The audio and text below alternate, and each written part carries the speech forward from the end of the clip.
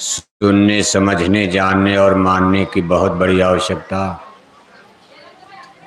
धर्म की गलत धारणाओं के कारण, धर्म की गलत मान्यताओं के कारण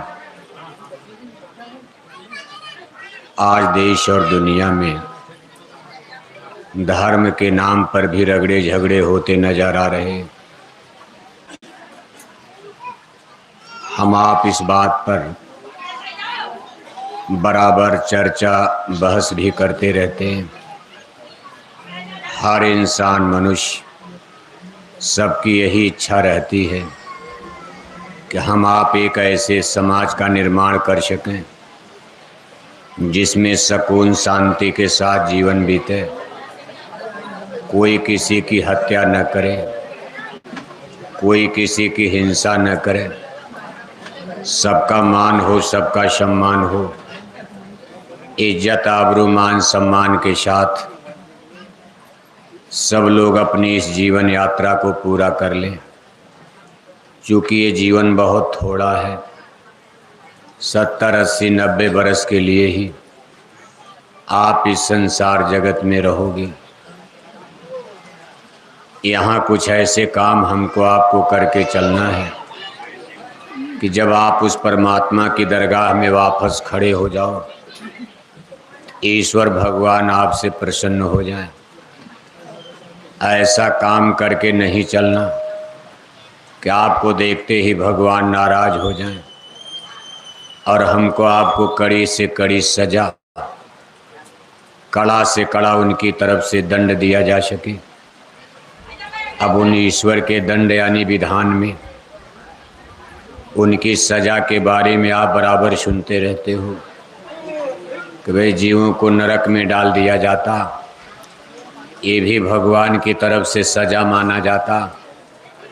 यानी आज जिनको आप आदमी रूप में देख रहे हो, कभी इनको मौत के बाद नरक में डाल दिया। अब नरक तो आपने देखा नहीं है, लेकिन मान्यता है। जैसे जेल घर आप बहुत लोगों ने नहीं देखा होगा, लेकिन ये माना जाता जो चोरी करता है, कत्ल करेगा, गांव में बहुत रगड़ा झगड़ा करेगा, उसके लिए जेल घर बनाया गया। जेल के भीतर क्या किया जाता, इसमें से बहुत से लोग नहीं देखे हो, लेकिन इतना जानते हो कि जेल के अंदर सुख नहीं मिलता, वहाँ दुख ही दुख मिलता। रोटी तो मिलती है, लेकिन वही रोटी मिलेगी जो जेल में बनेगी। अब आप जेल में कहो कि हम रसगुल्ला मिठाई खाएंगे, तो वहाँ ये संभव नहीं है। वहाँ आपकी फ्री विल और फ्रीडम, आपकी आज़ादी बिल्कुल ब्रीफ कर दी जाती। जेल में जो कपड़ा मिलेगा, फटा पुराना बिस्तर, उसी पर सोना है। मच्छर आपको काट रहे, मच्छरदानी नहीं मिलेगी। टेम्परेचर गर्मी ज़्यादा है, गर्मी लग रही, लेकिन कूलर फ्री, आपको फैन पंखा जेल में नहीं दिया जाएगा। इसी तरह से नरक के बारे में, भाई भगवान ने नाराज होकर नरक में डाल दिया। अब ये कथा तो हम आप सुनते रहते हैं, लेकिन नरक का मतलब दुख की जगह। इसी तरह 4 खान 84 की बात सुनते हो। ईश्वर ने, भगवान ने नाराज होकर उनको गाय में, बैल में, कुत्ता में, बिल्ला में, कीड़े मकोड़े, पशु पक्षी की जोनियों में डाल दिया, जहाँ जन्मते मरते कटते पिटते कितने युग कितने कल्प बीत जाते हैं, लेकिन दोबारा ये मानव जन्म प्राप्त नहीं होता। वैसे मानव जीवन जन्म में भी हम आप दुख और कठिनाइयों को तो झेलते हैं। इतने दुख और कठिनाइयों के बाद भी मानव जीवन को बहुत श्रेष्ठ माना गया है।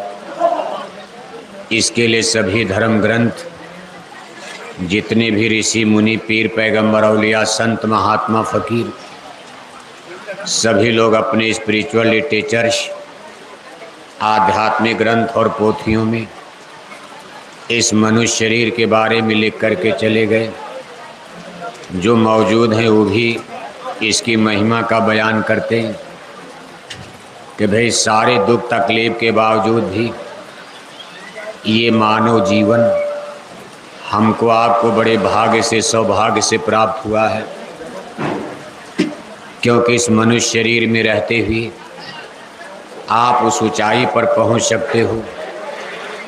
अपनी आत्मा को जगाकर आत्मा का विकास करके आप उस ऑलमाइटी सुपर पावर सर्वशक्तिमान परमपिता परमेश्वर से मिलकर वहाँ पहुंचकर आप जन्म मरण के कष्ट क्लेश के बंधन से मुक्त हो सकते हो।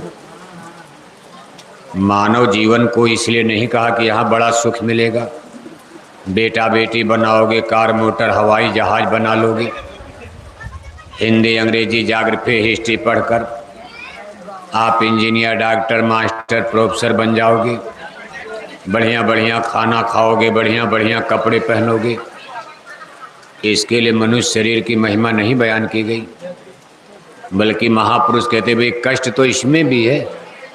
एक दिन सुख में बीतता, अगला दिन आपका दुख में जाता। घर में आज नाती पोता पैदा हुआ, घर में कितनी खुशी मनाई जा रही, मंगल गीत गाए जा रहे, पूरे गांव में लड्डू बांटा जा रहा। और कम मान लो नाती पोता मर गए, अब बैठ करके आपको रोना पड़ेगा। मरना सबको है।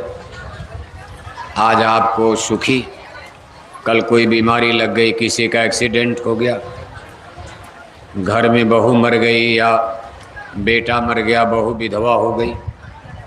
अब ये नाना प्रकार की तकलीफ तो यहाँ भी झेलते हो, सुख कहाँ है? बल्कि ज़्यादातर जीवन दुख में ही बीत रहा। सुख तो बहुत ब्रीफ है, थोड़ा है, लेकिन फिर भी मानव जन्म की महिमा बयान की गई है।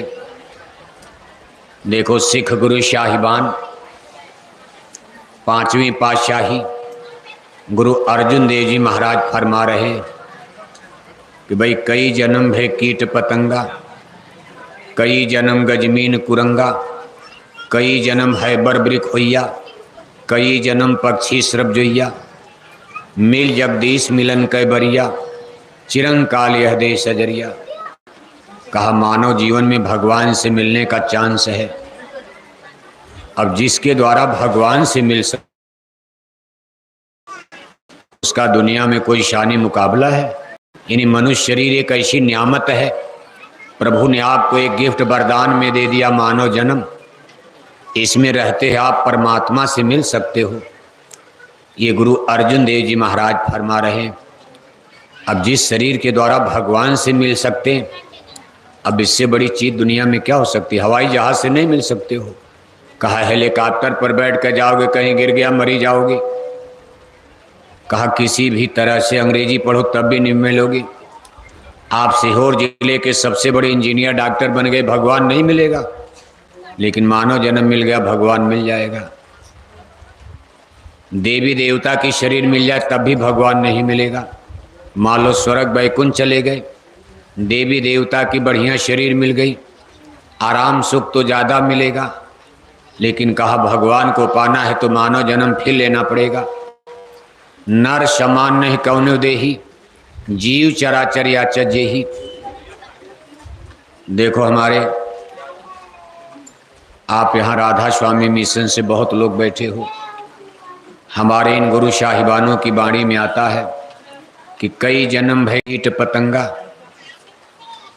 का यह तन दुर्लभ तुमने पाया। ये राधा स्वामी जी महाराज, नाम तो राधा स्वामी माने प्रभु का नाम, राधा याद सूरत का नाम। राधा माने आत्मा यानी सूरत, स्वामी माने कुल मालिक यानी परमात्मा भगवान, जो भी कहो आप। आत्मा और परमात्मा को जोड़ा, ये राधा स्वामी नाम। अब उनका नाम तो था शिवदयाल सिंह जी महाराज। आगरे शहर की पन्नी गली में किस समय उनका अवतार जन्म हुआ, अवतार कहो जन्म कहो, महापुरुषों के लिए अवतार कहा जाता, हम साधारण जीवों के लिए जन्म कहा जाता।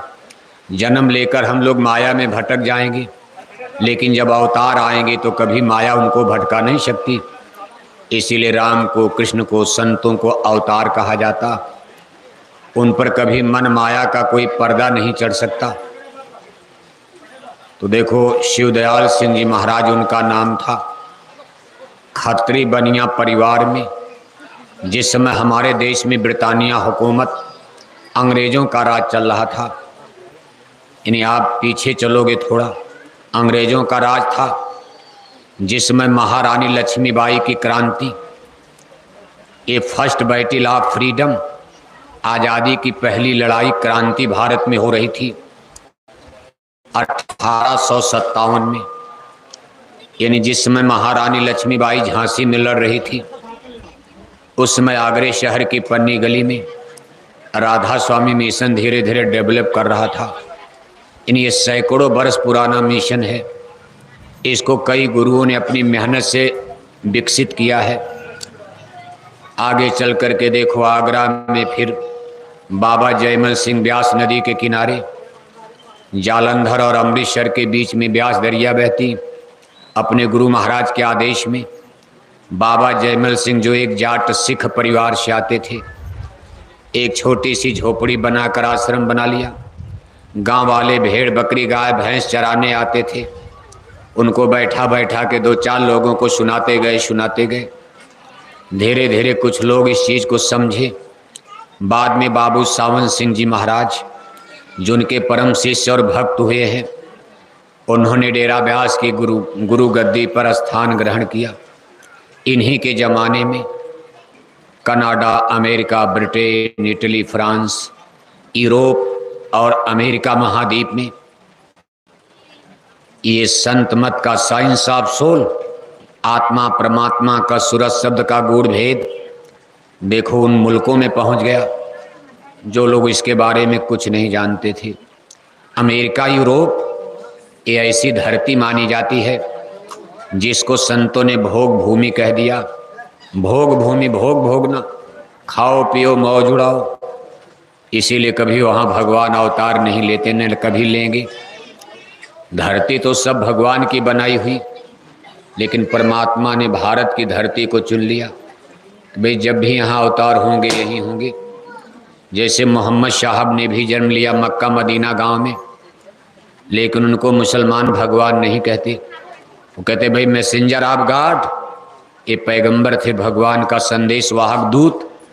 कई भगवान का पैगाम लेकर धरती पर आए थे इंसानों को सुनाने के लिए कि इंसानों, खुदा का हुक्म हुआ है, गड़बड़ कर रहे हैं, सही रास्ते पर आ जाए, वरना मैं इनका काउंटर करूंगा, इनको मैं विनष्ट कर दूंगा, नाश कर दूंगा। तो उनको पैगंबर कहा गया, भगवान नहीं कहा गया। ईसा मसीह साहब ने यरूशलेम में जन्म लिया, जिनको आप क्रिश्चियनिटी, ईसाई धर्म कहते, उन्हीं के नाम पर चला आगे। ईसा मसीह को भी ईसाई लोग भगवान नहीं मानते। वो कहते भाई सन ऑफ गॉड, उनको भगवान का पुत्र माना जाता। जिस दिन ईसा मसीह को सूली पर चढ़ाया गया, मरने के पहले उनका अंतिम वचन था, ठीक है तूने मुझे सूली पर चढ़ा दिया, मैं अपने पिता के पास जा रहा हूँ, थोड़े दिन के बाद मैं धरती पर फिर जन्म लूँगा, और अब की बार मैं आऊँगा, अपने पिता के साथ आऊँगा। I will come with my father, मेरा दोबारा जन्म धरती पर होगा, लेकिन मैं अपने पिता के साथ जन्म लूँगा। अब जिस दिन मैं अपने पिता के साथ जन्म लूँगा, उस दिन आप मुझे नहीं मार पाओगे। ये सब उनकी किताबों में लिखा है। खैर ये तो लंबी कथा है। हम जिस विषय पर आगे बढ़ रहे हैं, भारत एक ऐसी धरती है, यहाँ राम और कृष्ण ने जन्म लिया, इसको यहाँ लोगों ने भगवान मान लिया। इन्हें कि भगवान राम भगवान के दूत थे, सिपाही थे, संदेशवाहक थे। कहा व्यापक ब्रह्म निरंजन, निर्गुण विगत विनोद, स्वयज भक्ति प्रेम वश, कौशल्या की गोद में, राजा दशरथ की गोद में। आज के लाखों बरस पहले त्रेता काल के अंतिम चरण में व्यापक ब्रह्म निरंजन पुरुष ने सरजू नदी के पावन पट अवधपुरी में अवतार लिया, जन्म लिया था। उनकी माया प्रबल शक्ति, जिनको हिंदू लोग अष्टांगी देवी कहते हो, आदि शक्ति दुर्गा, जगत जननी माता कहा जाता, आद्या महाशक्ति कहा जाता, जिनकी हिंदू लोग 9 दिन की नवरात्रि में बड़े प्रेम से पूजा करते हो। यहाँ तो आपने उनके 9 रूप में पूजा शुरू किया, लेकिन अष्टांगी देवी माया शक्ति तो एक ही है। जैसे आपके अलग अलग पोज में फोटो आ जाए, अलग अलग रूप में फोटो बन जाए, इसी तरह उनके यहाँ 9 रूप बनाकर लोग पूजा करते, लेकिन देवी एक ही। इनको जगत जननी भी कहा जाता। रामायण में लिखा इन्होंने भी ब्रह्म के साथ जन्म लिया। कहा आदि शक्ति जही जग उपजाया, सोय अवतरे मोर यह माया। माया और ईश्वर यानी निरंजन और ज्योति ने एक साथ धरती पर जन्म लिया। राजा महाराजा तो कहते थे भाई धनुष हम जनकपुर में तोड़कर और सीता जी से हमारी रिश्ते हो जाएंगे, लेकिन नहीं तोड़ पाए। जब वो माया है कौन धनुष तोड़ेगा। लेकिन जब ब्रह्म राम गए तो देखो उन्होंने धनुष को छुआ, टूट गया। और ज्योति और ईश्वर का, ज्योति और निरंजन का, इन ईश्वर और माया का मेल हो गया। दोनों लोग एक जगह हो गए और उस काम पर निकल पड़े। कहा राजपाट नहीं करना, अयोध्या का राज त्याग दिया। बहाना बन गया, कभी हम तो किसी और मिशन से आए, और चले गए देखो जंगल में। फिर लंका में जाकर के ऑपरेशन शुरू कर दिया, काउंटर कर दिया। किसका काउंटर किया? जो धर्म के दुश्मन थे। धर्म वो भी मानते थे, ऐसा नहीं कि रावण कोई मूर्ख थे। कहा उत्तम कुल पुलस्त कै नाती। रामायण में देखो लिखा, बात हम बार बार रामायण किस लिए कर रहे हैं कि यहाँ सब लोग हिंदू धर्म को फॉलो करने वाले लोग हो। यहाँ कोई मुसलमान भाई तो बैठा नहीं है, और अभी मुसलमानों को सुनाया भी नहीं जा सकता। वैसे आपके सीहोर में, मध्य प्रदेश में मुसलमानों की आबादी थोड़ा कम है। सतपुड़ा पहाड़ के बाद आप चलोगे महाराष्ट्र, हैदराबाद, मैसूर की तरफ, तो मुसलमानों की आबादी थोड़ा बढ़ी हुई नजर आती। फिर इधर आप विंध्य पर्वत पार करोगे उत्तर भारत में, उत्तर प्रदेश, बिहार, वहाँ भी आपको मुसलमान ज़्यादा। यानी कुल मिलाकर पूरे भारत में आज मुसलमानों की आबादी 18% मानी जाती। हिंदुओं की आबादी 80%, मुसलमान 18%, बाकी सभी धर्मों के लोग बौद्ध, सिख, ईसाई, जैनी, पारसी, यहूदी, पादरी सब मिलाकर के भारत में 8% रहते। बहुत बड़ी मेजॉरिटी में भारत में हिंदू धर्म को मानने वाले। इसीलिए कभी कभी कहा जाता भाई ये तो भारत की धर्म धरती ये हिंदुज्म को फॉलो करती, इसलिए कभी कभी झगड़े भी होते हैं। ऐसा नहीं कि हिंदू लोग सही चल रहे। रावण भी देखो, उस समय तो हिंदू मुसलमान की बातें नहीं थी। राम और रावण का युद्ध क्यों हो गया? कभी आप इस पर विचार करते हो? आज आप हिंदू मुसलमान की बात पर झगड़ा करते हो। राम और रावण का युद्ध क्यों हुआ? अगर मान लो कि लंका का राज जैसे नेशंस, राष्ट्रों की लड़ाई होती, भाई इनको मारकर जीत लेंगे, पाकिस्तान भारत में मिल जाएगा, या भारत को मिलाकर पाकिस्तान में कर देंगे। ये लड़ाई तो नेशंस यानी जमीन की, जायदाद की, किले महल जागीर, जंगल पर्वत पहाड़ की लड़ाई। अगर ऐसी लड़ाई होती तो भगवान राम लंका पर लक्ष्मण को राजा बना देते, या भरत को भेज देते, या लंका का राज भारत में मिला देते, अयोध्या में मिला लेते।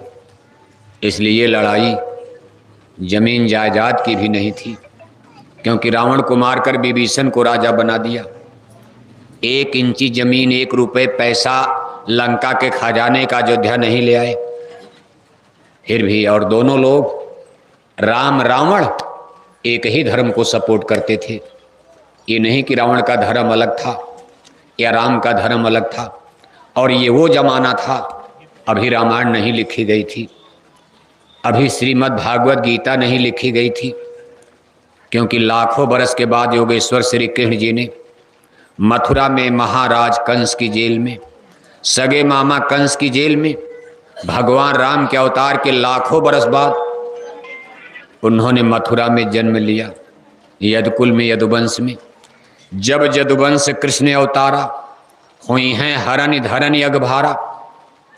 इन आज के 5000 बरस पहले और भगवान राम के जन्म के लाखों बरस बाद त्रेता चला गया, द्वापर आ गया, द्वापर जाने वाला, कलयुग लगने वाला। द्वापर के अंतिम चरण में योगेश्वर श्री कृष्ण जी महाराज यदुकुल में, यादव वंश में, देखो मथुरा की जेल में जन्म होता। तो त्रेता में गीता भी नहीं थी, उस समय एक ही पुस्तक जिसको वेद कहते, इसका जिक्र आता, और रामायण इसी वेद के ज्ञाता थे। भगवान राम भी यही मानते थे। ऐसा नहीं कि भगवान राम को वेद नहीं आता था। जो भगवान है, जो ब्रह्म है, जिसके लिए संज्ञा दी जा रही, महिमा गाई जा रही, जिनसे वेद ने जन्म लिया, उनको वेद का ज्ञान नहीं रहेगा। लेकिन रावण को भी ज्ञान था। कहा उत्तम कुल पुलस्त कै नाती, शिव बिरंच पूजय बहु भांति। वेद ज्ञान उत्तम कुल पाया, तापर रावण असुर कहाया। कहा 4 वेद के प्रकांड पंडित, ऊंचे कुल में जन्म, ब्राह्मण कुल में, जिनको उस समय धरती की श्रेष्ठ जाति माना जाता था। वंश, जातियां तो तब इस तरह नहीं थी जैसा आज के परिवेश में समझोगे तब नहीं समझ में आएगा। लेकिन इतना जरूर है कि मानव जाति का डिवाइडेशन, वर्ग बनना शुरू हो गया था। कुछ ही दिन ऐसा बीता जब धरती पर मानव ने कदम रखा, ईश्वर ने, भगवान ने धरती बना दिया। अभी धरती भी नहीं थी तब यहाँ आप कहाँ थे? कहाँ सीहोर था, कहाँ भोपाल था, जब ये धरती ही नहीं थी। कभी लेकिन उनकी मौज होगी, कहा भाई हम बनाएंगे। ऐसा नहीं कि ऊपर कुछ नहीं था, ऊपर तो था, परमात्मा थे, भगवान थे। आखिर वही तो धरती बनाएंगे। आगे मिस्त्री कारीगर होगा तभी तो घर बनेगा। Creator, universe, origin of universe, इस ब्रह्मांड को बनाने वाला कोई तो रहा होगा, कारीगर। अब उसी कारीगर की खोज में दुनिया लगी। हम आप भी खोज रहे हैं। साधु संत खोजे, कितने कहे भाई हमने पा लिया। हमारा साइंस विज्ञान भी खोज में लगा। अमेरिका, लंदन के बड़े बड़े साइंटिस्ट, बड़े बड़े वैज्ञानिक अरबों अरब रुपया खर्च करके देखो यूनिवर्स और ब्रह्मांड की तरफ अपने यान भेज रहे हैं। कभी कभी भारत भी कहता है चलो हम भी भेजें, कुछ देखा जाए। आज देखो भारत का चंद्रयान चंद्रमा पर उतरने वाला, शाम को 6 बजे के बाद 650 करोड़ रुपया इसमें खर्च हुआ। अमेरिका इसके पहले वहां आदमी भेज चुका। हमारा चंद्रयान तो खाली गया, क्योंकि डर है कि गिर जाएगा तो आदमी भी मर जाएगा। लेकिन अमेरिका ने 1969-70 में आदमी भेज दिया। ये सब कुछ, और उसके ऊपर जा रहे उनके यान। नासा के वैज्ञानिक, जिसको अमेरिका का वैज्ञानिक केंद्र कहा गया, वो ब्रह्मांड में बड़ी ऊंचाई तक चले गए। सूरज को भी देख लिया, उसके आगे एक और सूरज देखा, और वो कहते भाई हमने जो दूसरा सूरज देखा है, इस तरह के लाखों सूरज उसमें समा जाएंगे। ये जो सूरज, इसको नापा, जब नाप लिया कि सूरज का रेडियस कितना, लंबाई, चौड़ाई, गोलाई, सूरज गोल है, का हमारी लाख लाख धरती सूरज में हजम हो जाएगी। और जो आगे सूरज, उसमें ये लाख लाख सूरज हजम हो जाएंगे। उसके आगे एक और सूरज देखा, और इसके बाद अब कह रहे हैं भाई ये तो बढ़ता जा रहा।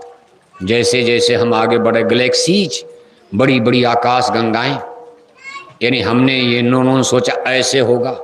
जैसे जैसे ऊपर चलेंगे सिकुड़ता जाएगा और ये ब्रह्मांड का अंत नजर आ जाएगा।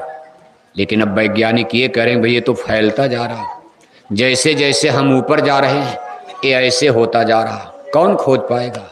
युग बीत जाएंगे, कितनी पीढ़ियां, धरती भी खत्म हो जाएगी, लेकिन इस ब्रह्मांड की ओर छोर का कोई पता नहीं लगा सकता।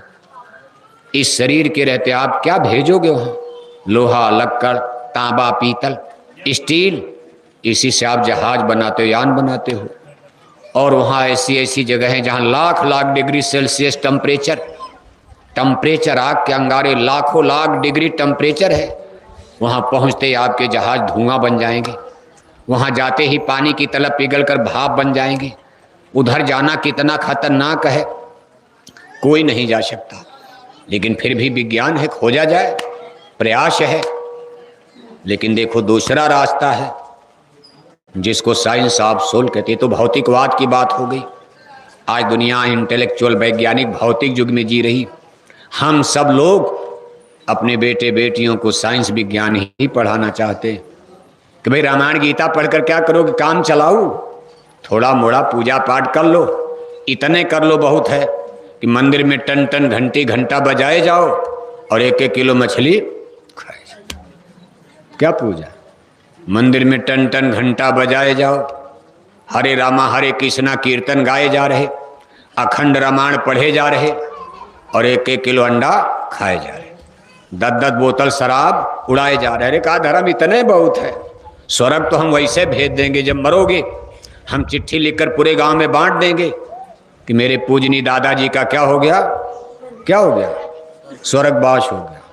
कहा जब इतना आसान है स्वर्ग जाना तो इतना पापड़ बेलने की क्या जरूरत है, स्वर्ग तो बहुत आसान है। आप मरो, आपकी हम जिस दिन तेरही मनाएंगे वो दिन पूरे गांव जवार में कागज पर नोटिस लिखकर पूरे इलाके में सूचना जारी कर देंगे कि हमारे पूजनी दादाजी का क्या हो गया, स्वर्गवास हो गया। आओ लड्डू पूड़ी खाकर खुशी मनाओ। 2 साल के बाद दादी मर गई, उनके भी चिट्ठी लिख दिया, स्वर्गवास हो गया। 10 साल बीता तो पिताजी मर गए, उनके लिए भी पट्टा कर दिया, हमारे पूजनी पिताजी का क्या हो गया, नरकवास, स्वर्गवास।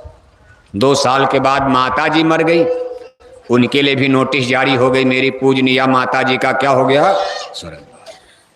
4 लोगों का पट्टा तो आपने स्वर्ग का कर दिया। अब नंबर आपका आ रहा है, आप भी तो मरने वाले हो। आपके लिए भी नाती पोता तेरही में पट्टा कर देंगे, मेरे दादा का क्या हो गया, स्वर्ग। दादा 2 कुंतल मछली खाकर मर गए, उनकी भी तेरही में चिट्ठी लिख दिया, स्वर्गवास हो गया। दादा सारी जिंदगी शराब पीकर मरे, शराब के नशे में मन बुद्धि पागल कर लिया। इस पागल मन बुद्धि से कितनी बहन बेटियों की इज्जत की ख्वारी कर दिया, कितनी बहन बेटियों की इज्जत को बिगाड़ दिया शराब के नशे में। आज दादा मर गए, 13 दिन बाद उनकी तेरही मनाई जा रही, उनके लिए भी नोटिस जारी हो गई, दादा का क्या हो गया, स्वर्गवास हो गया। कभी आपने विचार किया है अगर इसी तरह सब लोग स्वर्ग चले गए तो आपके पूरा सीहोर जिला में आज तक कोई नरक गया होगा? किसी ने ये चिट्ठी नहीं लिखा कि मेरे दादा का तो नरकवास हो गया। अगर सब लोग स्वर्ग चले गए तो भगवान का नरक तो खाली पड़ा होगा। क्या भगवान इतने बुद्धू और कमजोर दिल के हैं? क्या भगवान को इतनी भी अकल नहीं थी? इतना मेहनत करके हम नरक क्यों बना रहे हैं? सरकार अरबों रुपया लगा के जेल बनवा दिया और जेल में कोई गया ही नहीं, तो सरकार की मेहनत तो बेकार मान, पैसा बेकार गया। भगवान ने नरक बनाया, स्वर्ग बनाया अलग अलग, और हमारे आपके हिसाब से नरक में कोई गया ही नहीं। सब लोग कहाँ जा रहे हैं? कहाँ जा रहे हैं? स्वर्ग जा रहे हैं। न सीहोर में कोई भेजा, न भोपाल में कोई भेजता, न खंडवा में भेजा, न खरगोन में भेजा, न बैतूल में भेजा। आखिर नरक में गया कौन? कभी आपने इस पर सोचा है? इसलिए आज के युग में स्वर्ग वैकुंठ मोक्ष मुक्ति को आपने मजाक बना लिया, गाजर मूली समझ लिया। बस कहते भाई दुनिया बनाओ, छोड़ो ये जहन्नम, मरा जाएगा देखा जाएगा, खाओ पियो मौज उड़ाओ। जब खाओ पियो मौज उड़ाओ वाली कल्चर, ये सिविलाइजेशन, ये संस्कृति जिसको शरीर रक्षा कहा जाता, सब्जेक्ट विषय बन गया शरीर की रक्षा करना। जब मनुष्य एक तरफा होकर केवल शरीर को खिलाने में, पिलाने में, जिलाने में, सजाने में, संवारने में लग जाता, तब कहा जाता भाई भौतिकवाद बढ़ गया।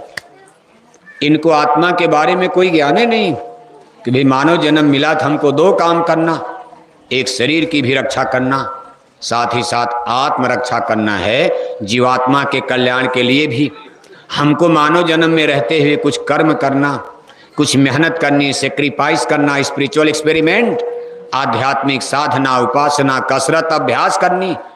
और ये जीवन का सबसे कठिन काम है। अंग्रेजी पढ़ना आसान है, फिजिक्स, केमिस्ट्री, जियोलॉजी पढ़ना भी आसान है, लेकिन आत्मा को जगा लेना संसार का सबसे कठिन काम है, क्योंकि इसमें मन और इंद्रियों का दमन करना पड़ता। मन को मारो, तन को जारो, इंद्रिय रस भोग विचारो, कोई तैयार होगा?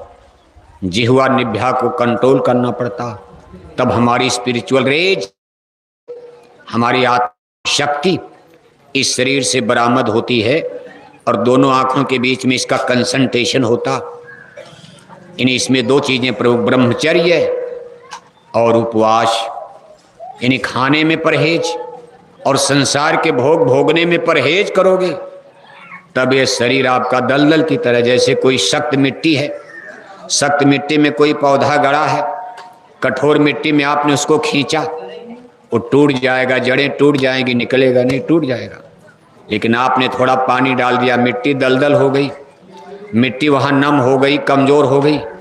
अब आप उस पेड़ को खींचोगे तो जड़ के साथ आसानी से निकल जाएगा। हमारी आत्मा इस शरीर में जज्ब हो गई, कभी अलग अलग था, जब माँ के गर्भ में आप नहीं आए थे तब शरीर अलग था, आत्मा अलग थी, लेकिन किसी बनाने वाले ने बना दिया। किसने बना दिया पता ही नहीं, बन गए आप तो यही कहोगे हम बन गए, लेकिन इतनी डिजाइनदार सुंदर शरीर ऐसे बन जाएगी। साहब कबीर कहते भाई झीनी झीनी बीनी चदरिया, काहे को ताना काहे को बरनी, कौने तार से बीनी चदरिया, कहा इंगला पिंगला ताना बरनी, सुखमन तार से बीनी चदरिया, साई को बीनत मास नौ बीता। कब ये शरीर में जैसे कपड़े में ताना बाना लगता, एड़े और बेड़े धागे चलते और फिर कपड़ा बन के तैयार हो जाता। आपकी शरीर का ताना बाना इंगला पिंगला साइंस विज्ञान खोजते थक जाएगा। ये क्या लिखा का इंगला पिंगला का ये धागा लगाया और फिर साई को बिनत मास नोबीता। साई माने परमात्मा, साई माने कोई आदमी नहीं। कहा साई से सब होता है बंदे ते कछुनाए। कहा जिसने धरती बनाई, सूरज बनाया, चंदा बनाया, तारे बनाए, पेड़ पौधे समुंदर पहाड़ बनाए, उसी प्रभु ने परमात्मा ने आपको बनाया। लेकिन बनाने वाली जगह इतनी सेक्रेट, इतनी गुप्त और गोपनीय थी कि माताएं भी नहीं जान पाई कि बच्चा कैसे बन रहा, कैसे इसकी आंख बन रही है, कैसे कान बन रहा। जन्म लेने के बाद पता चला आंख का अंधा है। माताएं बड़े बड़े डॉक्टर के पास जा रही, लेकिन बेटा बेटी को कोई आंख नहीं दे सकता। माँ के गर्भ में बनाने वाले ने बना दिया लंगड़ा, जबान का गूंगा बना दिया, कान का बहरा बना दिया और महल में जन्म दे दिया। लेकिन करोड़ों रुपए खर्च कर दिए, बच्चे की जबान नहीं खुली, जगह जगह रोते फिरते। मेरे बच्चे की जबान नहीं खुलती, बोलता नहीं, गूंगा हो गया, दया कर दो। डॉक्टर क्या करेगा इसमें, जब बनाने वाले ने ही ऐसा बना दिया। थोड़ी भूल चूक हो जाए, आँख की जगह कान बना दे, कान की जगह आँख बना दे, पेट वाली हड्डी रीढ़ की हड्डी में लगा दे, पीठ वाली हड्डी पेट में लगा दे, सर वाली हड्डी सीने में लगा दे, सीने की हड्डी सर में लग जाती तो आपका शरीर का अंग भंग हो जाता। इसलिए साहब कबीर कहते भाई झीनी झीनी बीनी चदरिया, बड़े झीने तरीके से बहुत सावधानी पूर्वक, और साई को बीनत मास 9 बीता। आपको बनाने में करतार को 9 महीना लग गया। इस धरती को बनाने में जिसको 6.5 दिन लगा। मुसलमान भाइयों की किताब में आता कि खुदा जिनको आप भगवान हो, जब उन्होंने धरती की रचना शुरू किया, इतनी बड़ी धरती बनाने में भगवान को 6.5 दिन लगा। अब भगवान का दिन रात कैसा होता है उस पर तो बहस बाद में होगी, लेकिन पाक कुरान में आता है मुसलमानों के यहाँ कि खुदा ने जब धरती बनाई तो 6.5 दिन में बना दिया। जिस भगवान को धरती बनाने में 6.5 दिन लगा, आपको बनाने में उनको 9 महीना लग गया। इन आपकी रचना धरती से भी कठिन है। जंगल बनाना, पहाड़ बनाना, समुंदर बनाना, हिमालय बना देना, विंध्याचल बना देना, सतपुड़ा बना देना, कभी ये काम तो आसान था। लेकिन आदमी बनाया जा रहा जो श्रेष्ठ माना जाएगा, जगत का श्रेष्ठ प्राणी, श्रेष्ठ रचना हो रही, सर्वश्रेष्ठ है ये धरती। सूरज चंदा तारों से बड़ा होगा। ईश्वर ने जितना बनाया, आज भगवान वो चीज बनाने जा रहे हैं जो सबसे उनकी उत्तम कृति, महान कृति मानी जाएगी। बड़े भाग्य मानुष तन पावा, सुर दुर्लभ सदग्रंथ निगावा। इसलिए आपको बड़ी सावधानी पूर्वक सेट किया और बनाने में 9 महीना लगा दिया। जैसे कारीगर आप देखते हो कोई मशीन बनती, सिस्टम मशीन, उसके अलग अलग इंस्ट्रूमेंट्स औजार बनते। फैक्ट्री में, कारखाने में कहीं टायर बन रहा, कहीं ट्यूब बन रहा, कहीं गाड़ी का रिन बन रहा, कहीं पिस्टन बन रहा, कहीं इंजन बन रहा। फिर सारे पुर्जों को एक में जोड़ करके तब एक सिस्टम मशीन बन जाती। जैसे सब पुर्जा जोड़ दिया मोटरसाइकिल बन गई, और पुर्जे जोड़ दिए हेलीकॉप्टर बन गया, और पुर्जे जोड़ दिए जहाज बन गई। लेकिन पहले सब पुर्जे अलग अलग फैक्ट्री कारखाने में बनाए जाते। इसी तरह से आपके शरीर में कितने पुर्जे लगाए, सीधे आसमान से नहीं गिरा दिया, कभी ये धीरे धीरे बनाया उन्होंने। कहा इस शरीर में कितने इंस्ट्रूमेंट्स, औजार, पुर्जे, जिनको संतों की भाषा में इंद्रियां कहा जाता। कहा 5 ज्ञान इंद्रियां, 5 कर्म इंद्रियां। 5 ज्ञान इंद्रियों में पहली आपकी आंख, दूसरा आपका कान जिसको श्रवण इंद्रिय कहते, जिससे दुनिया को सुनोगे। नहीं कान रहेगा दुनिया में जन्म लेकर क्या करोगे, नहीं आंख रहेगी और जन्म ले लिया मानव का, जन्म के सूरदास, क्या पता चलेगा सीहोर में क्या है, रसगुल्ला कैसा होता, माँ बाप कैसे होते, कोठी हवेली जमीन कैसी होती, हिंदी अंग्रेजी क्या है। जो जन्म के सूर बन गए, आज उनके लिए दुनिया अधूरी रह गई। लेकिन उन्होंने देखो ये सब औजार अलग अलग। फिर देखो ये जिह्वा है, जबान, जिसको रसना इंद्री कहते, जिससे आप टेस्ट का ज्ञान करोगे, खटाई मिठाई चोखा चटनी अचार। फिर आपकी नाक बना दिया, जिसको नासिका इंद्री कहते, जिसके द्वारा आप गंध का दुर्गंध का ज्ञान प्राप्त करोगे।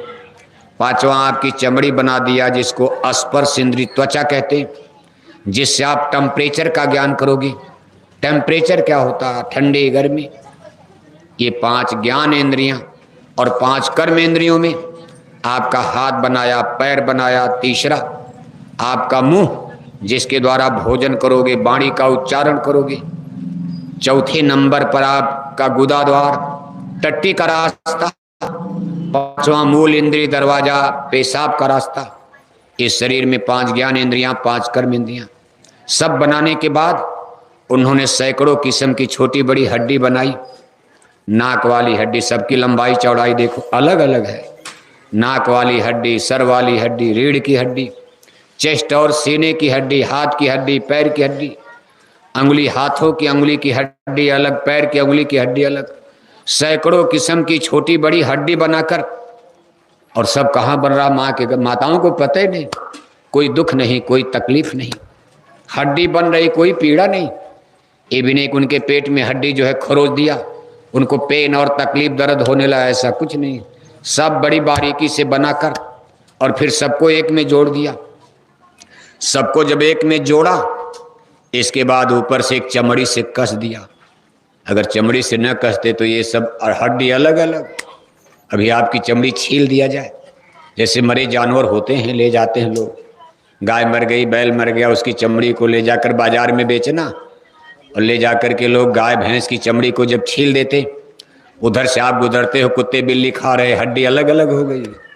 ऐसे आपकी चमड़ी को अगर अलग कर दिया जाए, फिर ये शरीर देखने लायक नहीं रहेगी।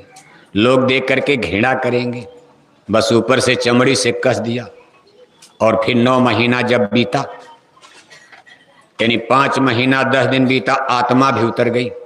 यही वो स्थान है जहां आत्मा और शरीर का गठबंधन होता। ये उसी तरह है जैसे आत्मा के बिना शरीर क्या करेगा, शरीर के बिना आत्मा क्या करेगी। जैसे आपके घर में तमाम मशीन इंस्ट्रूमेंट्स है, कूलर है, फ्रिज है, फैन है, पंखा है। आपके घर में आटा चक्की मशीन है, पंपिंग सेट है, समरसेबिल सब लगा, लेकिन आपके घर में ऊर्जा, एनर्जी, पावर, बिजली नहीं है। कोई मशीन काम करेगी? आटा चक्की मशीन है और घर में बिजली नहीं, आटा बनेगा? और आपके घर में मान लो बिजली है और आटा चक्की मशीनें नहीं है, तो बिजली आटा बना देगी? सीधे छुओगे बिजली मारेगी, मर जाओगे आप। आटा चक्की मशीन में बिजली जाएगी, आटा बनाने लगेगी। बल्ब में बिजली जाएगी, लाइट पैदा करेगी। कूलर में बिजली जाएगी, घर को ठंडा करेगी। हीटर में बिजली डाल दो, घर को गर्म करेगी। एक ही बिजली कितना काम करती, लेकिन मशीन अलग अलग। सिस्टम के कारण बिजली के काम देखो अलग अलग रूप में सामने आते हैं। इसी तरह हमारी शरीर बन गई। अब शरीर को मोशन में कौन लाएगा? इस शरीर को चलाएगी कौन सी ताकत? तब परमात्मा ने अपने अंश से, शरीर तो मां के गर्भ में बन गया। 5 तत्व का मसाला, क्षितिजल पावक गगन समीरा, जल पृथ्वी अग्नि वायु आकाश, इसको जड़ मसाला कहते। ये मां के गर्भ में ही बन गया। लेकिन आत्मा, सवाल था ऊर्जा, एनर्जी, इसको शक्ति कौन देगा, कौन शरीर को चलाएगा? तो भगवान ने अपने अंश से रेज, जैसे सूरज से किरणियां निकलती, एक जीव एक ब्रह्म कहावत, एक ही सूरज से अनगिनत किरणियां निकलकर हमारी धरती को चार्ज करती और फिर शाम को सूरज में जाकर समाहित हो जाती। फिर अगले दिन अनगिनत किरणियां निकलकर हमारी धरती को चार्ज करती, फिर अगले शाम को जाकर सूरज में समाहित हो गई। ठीक इसी तरह से एक ब्रह्म पुरुष, अब वो रहे वही जो आपको मां के गर्भ में बनाए, अपने अंश से उन्होंने रेज निकाली, किरणें, और किरणें एक दो नहीं, अनगिनत किरणें। अब एक एक किरण को आत्मा, स्पिरिट, जीवात्मा, मुसलमान भाई इसको रूह कहते हैं, संतों ने इसको सूरत कहा है। वैसे संतों की जब बात आएगी तब तो सतलोक की बात आ जाएगी, तब सतपुरुष भगवान की बात आने लगेगी। लेकिन अभी अपने हिंदू भाई इतनी गहरी बातों को आप नहीं जान पाओगे। ये यूनिवर्स ब्रह्मांड में क्या क्या खेल हो रहा, अभी तो आप स्वर्ग वैकुंठ के आगे ही नहीं जानते हो। हिंदू लोग अगर ये जानते कि सतलोक में मुक्ति मिलती तो मरने के बाद ये चिट्ठी लिखी जाती, मेरे पूजनी दादाजी का क्या हो गया, सतलोक वास हो गया।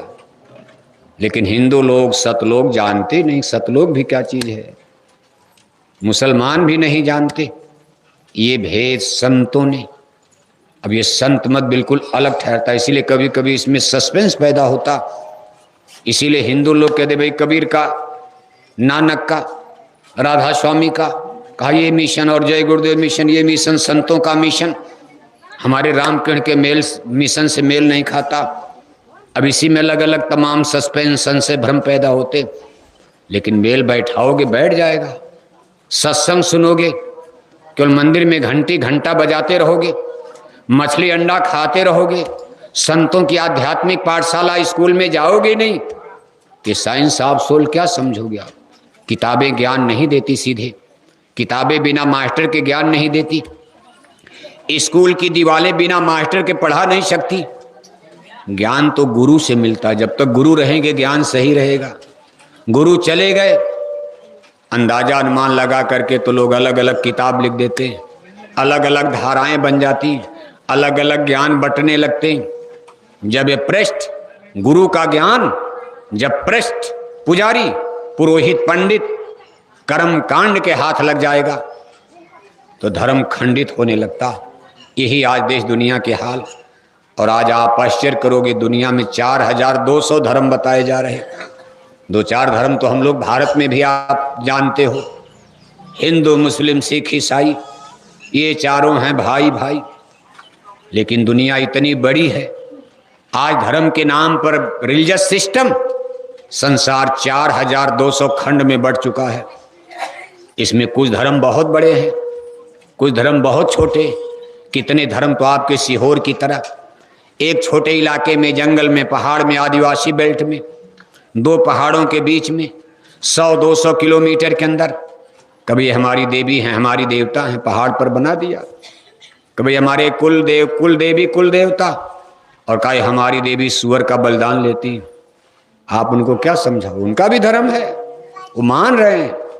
कहा बस हमारी ये जाति, हमारा ये धर्म है, 1 लाख 2 लाख 10 लाख उनकी संख्या, लेकिन सीना ताने वो भी खड़े कि हमारा धर्म श्रेष्ठ है। आज संसार के 4200 धर्म का अगर आपको नाम बोला जाए तो कितना महीना लग जाएगा, नाम नहीं याद हो, 2-4 तो भूल ही जाओगे आप। 4200 दुनिया में धर्म का नाम याद करना कठिन है। इनके फंडामेंटल प्रिंसिपल, इनके सिद्धांत क्या है, नियम कानून क्या है, इन धर्मों का वसूल क्या है, इसको पढ़ने में तो जिंदगी बीत जाएगी, हम नहीं समझ पाएंगे। 4200 धर्म, इसमें सबसे बड़ा धर्म जिनकी एक बहुत बड़ी पावर है दुनिया में, क्रिश्चियनिटी, जिनको आप ईसाई धर्म कहते हो। आज ये संसार का सबसे ताकतवर धर्म, क्यों कि संसार की सुपर पावर्स इसी धर्म को फॉलो करती। जैसे पूरा यूरोप महाद्वीप, Britain, Italy, Germany, France, Poland, Thailand, तमाम, अमेरिका, ऑस्ट्रेलिया, सोवियत रूस, जिसको कहा गया कम्युनिस्टवाद आएगा खत्म हो जाएगा, लेकिन नहीं कर पाए खत्म। साम्यवाद, कम्युनिज्म भी रूस में धर्म को नहीं खत्म कर पाए। आज 50% से ज्यादा रूस में क्रिश्चियन लोग रहते। सबको नास्तिक बनाने की कोशिश की गई थी, गॉड इज नथिंग, का भगवान कुछ नहीं, लेकिन नहीं सफल हो पाए। आज रूस के राष्ट्रपति मिस्टर पुतिन साहब खुद ही चर्च में पूजा करने जाते हैं। जिस देश को कभी कम्युनिस्ट साम्यवादी कहा जाता था, उस देश के राष्ट्रपति युद्ध लड़ रहे और खुदा से, गॉड से, जिसको भी मानते ईसाई लोग, और जाकर चर्च में कहते प्रभु आज दया करना, हम जल्दी युद्ध जीत जाएं।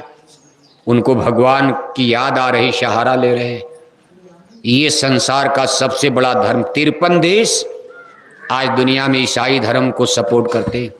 दूसरे नंबर पर दीन ईमान इस्लाम, जिसको मुसलमानों का धर्म कहा जाता। आज दुनिया में 51 देश मुसलमानों के बताए जाते हैं। इनका नाम जरा सुनो आप। Iran, Iraq, Beirut, Vietnam, Lebanon, Syria, Afghanistan, Pakistan, Jordan, Libya, Bangladesh, Pakistan, ये सब मुसलमानों के देश हैं। यहाँ कोई दूसरे धर्म का MP MLA नहीं बन सकता।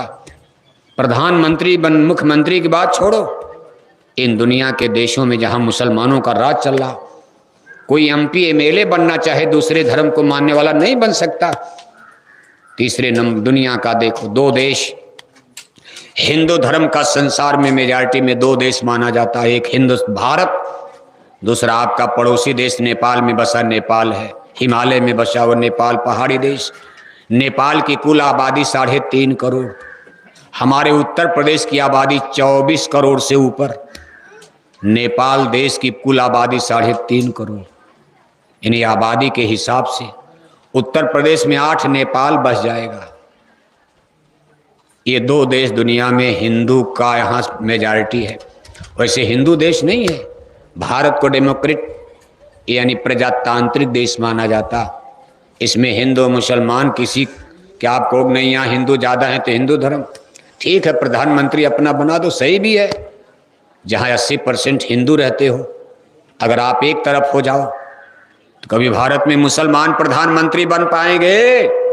नहीं बन सकते।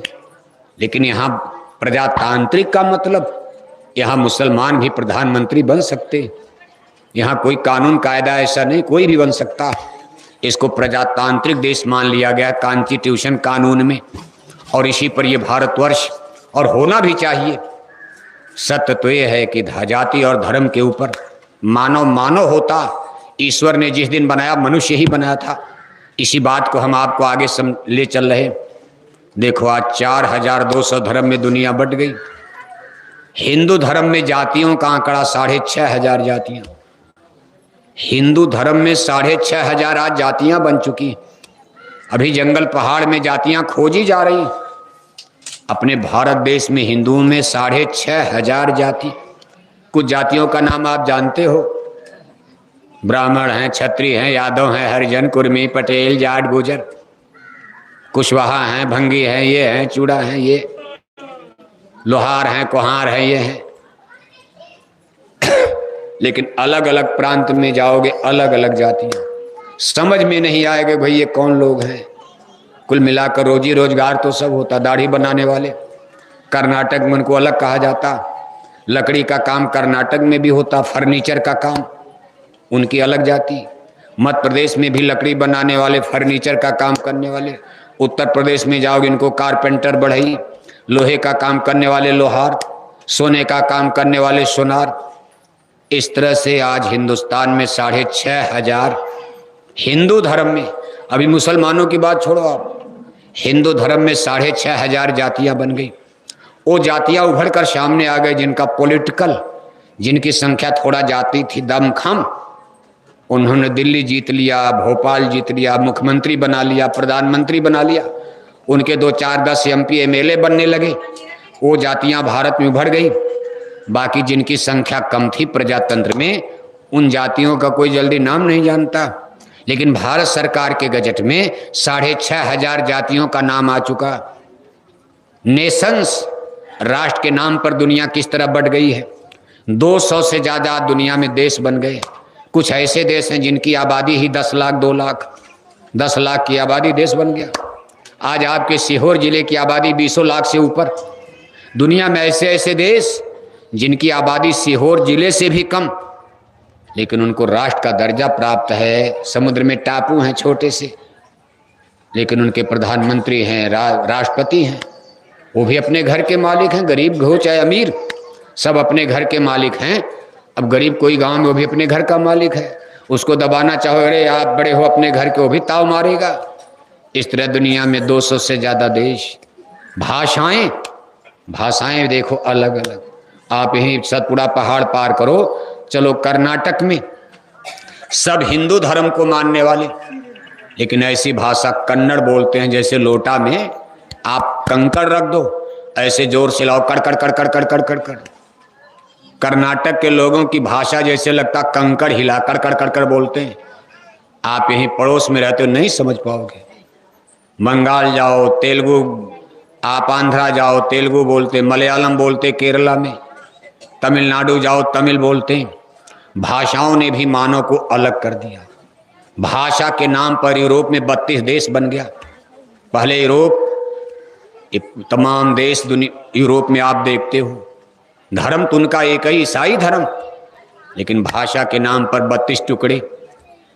यही शांत नहीं हुए, इन्होंने 2 विश्व युद्ध कर दिया। यूरोप में ही 2 विश्व युद्ध लड़े गए उसी धरती पर। उस समय भारत गुलाम था, यहाँ अंग्रेजों का राज था, इसलिए विश्व युद्ध में भारत की सेनाएं तो गई, लेकिन जनता पर उसका कोई असर नहीं पड़ा। लेकिन यूरोप की धरती पर WW1, WW2 2 विश्व युद्ध लड़े जा चुके एक ही धर्म के लोग। आप कहोगे क्यों लड़ गए? कहा भाषा के नाम पर, देश के नाम पर, नेशंस राष्ट्र के नाम पर। कभी हमारी जमीन छोटी पड़ रही, आपने ज्यादा ले लिया। जैसे भाई भाई क्यों लड़ते हैं? कभी बाप की जमीन, सब भाइयों का हक बराबर है, आपने ज्यादा ले लिया, हमको कम दे दिया, भाई भाई में लाठी चल गई। ऐसे धर्म जिनका एक था, कम से कम उनको नहीं लड़ना चाहिए था, लेकिन उन्होंने कहा भाई बेईमानी हो गई, आपने ज्यादा ले लिया, हमको कम दे दिया। कभी नेपोलियन पैदा हो गए, कभी हिटलर पैदा हो गए, कहीं मुसोलिनी पैदा हो गए। सबका धर्म एक ही था, लेकिन विश्व युद्ध हो गया। और आज तीसरे विश्व युद्ध WW3, तीसरे विश्व युद्ध का नगाड़ा। फिर देखो वही धरती, वही धर्म के लोग पीटने जा रहे हैं। रूस और यूक्रेन, और उसमें नाटो, सारे यूरोप कंट्री, अमेरिका, सबका एक ही धर्म है, ईसाई धर्म। इसमें न हिंदू अभी हैं, न कोई मुसलमानों का देश गया। दूर दूर से साथ तो देना पड़ेगा, लड़ाई हो जाएगी। भारत को भी कहीं न कहीं तो पल्ला पकड़ना पड़ेगा। ईरान, इराक को भी, कोई अमेरिका की तरफ जाएगा, कोई रूस की तरफ जाएगा। अगर ये युद्ध होता तब कि खतरनाक हो जाएगा, क्योंकि इसमें न्यूक्लियर पावर, परमाणु बम का प्रयोग होने वाला। और परमाणु बम कितनी खतरनाक चीज है। आज 2023 में अगर अमेरिका के 2 परमाणु बम भारत की सुपर सिटी बंबई पर डाल दिया जाए, 2-3 घंटे के अंदर बंबई का चेहरा लहूलुहान खूनी हो जाएगा। जिस बंबई को बसाने में हमारे बाप दादे पुरखे पूर्वजों को मुगल काल से लेकर अंग्रेजों का राज, आज 75 साल आज़ादी में जिस बंबई को सजाया गया, संवारा गया, अमेरिका के 2 परमाणु बम उसको 2 घंटे में जलाकर भस्म कर सकते हैं। दुनिया कितनी खतरे में। इसलिए कुछ तो ये झगड़े क्यों होते हैं, इस पर विचार तो होना ही चाहिए। जात के नाम पर, धर्म के नाम पर, क्षेत्र के नाम पर, वर्ग, जैसे जैसे मानव में वर्ग की भावना बढ़ेगी, वर्ग बनता जाएगा, जातियां बनेगी, धर्म बढ़ेगा, अलग अलग धर्म, अलग अलग जाति, अलग अलग देश बनेंगे, झगड़ा बढ़ेगा। जब चारों भाई एक में रहते थे कोई झगड़ा नहीं। आज चारों भाई के चूल्हा चाकी अलग हो गए तो 4 तो दुश्मन हो ही गए। टोले मोहल्ले में जैसे जैसे बढ़ते जाओगे, चूल्हा चाकी अलग, सबका दालान अलग, सबका बैठक अलग, सबका घर अलग, सबकी जमीन अलग, बीच में मेड़ बनेगी, भाई तू इधर मैं इधर। जिस दिन पिता जिंदा थे सबकी मेड़ टूटी हुई थी, चारों भाइयों की एक ही मेड़ थी, एक ही किचन, रसोई, चूल्हे पर भोजन बनता था। बाप के मरते ही चारों भाइयों का बंटवारा हो गया, उसी मेड़ को लेकर के, किचन को लेकर के, जमीन को लेकर के झगड़े होते रहेंगे और इसको कोई रोक नहीं सकता। राम नहीं रोक पाए, योगेश्वर कृष्ण नहीं रोक पाए, कबीर नानक नहीं रोक पाए। इतना जरूर है धर्म गुरु आएंगे तो संसार में कुछ शांति हो जाती है। जिसके पास अमृत होगा छिड़काव कर देता, थोड़ा बहुत लोगों के बुद्धि विचार बदल जाते। गुरु नानक जी महाराज 10 गुरु तक लगातार शाकाहारी धर्म का संदेश दिया। गुरुओं का संदेश सही होता, लेकिन जब तक गुरु रहेंगे तब तक। गुरु माने अंग्रेजी वाले गुरु नहीं, ये हिंदी अंग्रेजी पढ़ाने वालों को गुरु नहीं कहा जाए, इनको टीचर, ट्यूटर, मास्टर, प्रोफेसर इनको आपका। लेकिन गुरु गुरु माने होता जो अज्ञान से प्रकाश में ले जाए, अज्ञान से हमको ज्ञान में ले जाए, अंधकार से निकालकर प्रकाश में ले जाए। गुरु शब्द उसके लिए प्रयोग किया जाता। मान लो आप हिंदी से अंग्रेजी जान गए, क्या आप प्रकाश में आ जाओगे? आप हिंदी में भी झूठ बोलते थे, अंग्रेजी पढ़ लिए तब भी झूठ बोल रहे हैं। जो ज्ञान हो जाएगा वो झूठ बोलेगा। पढ़े लिखे लोग, आज दुनिया इतनी पढ़ी लिखी, सब लोग इंटेलेक्चुअल, सब लोग ग्रेजुएट, बीए एमए पास, औरत मर्द बच्चे बच्चियां सब लोग तो पढ़े लिखे हो गए। लेकिन क्या सब लोग ज्ञान में हो? कोई बुराई नहीं कर रहा।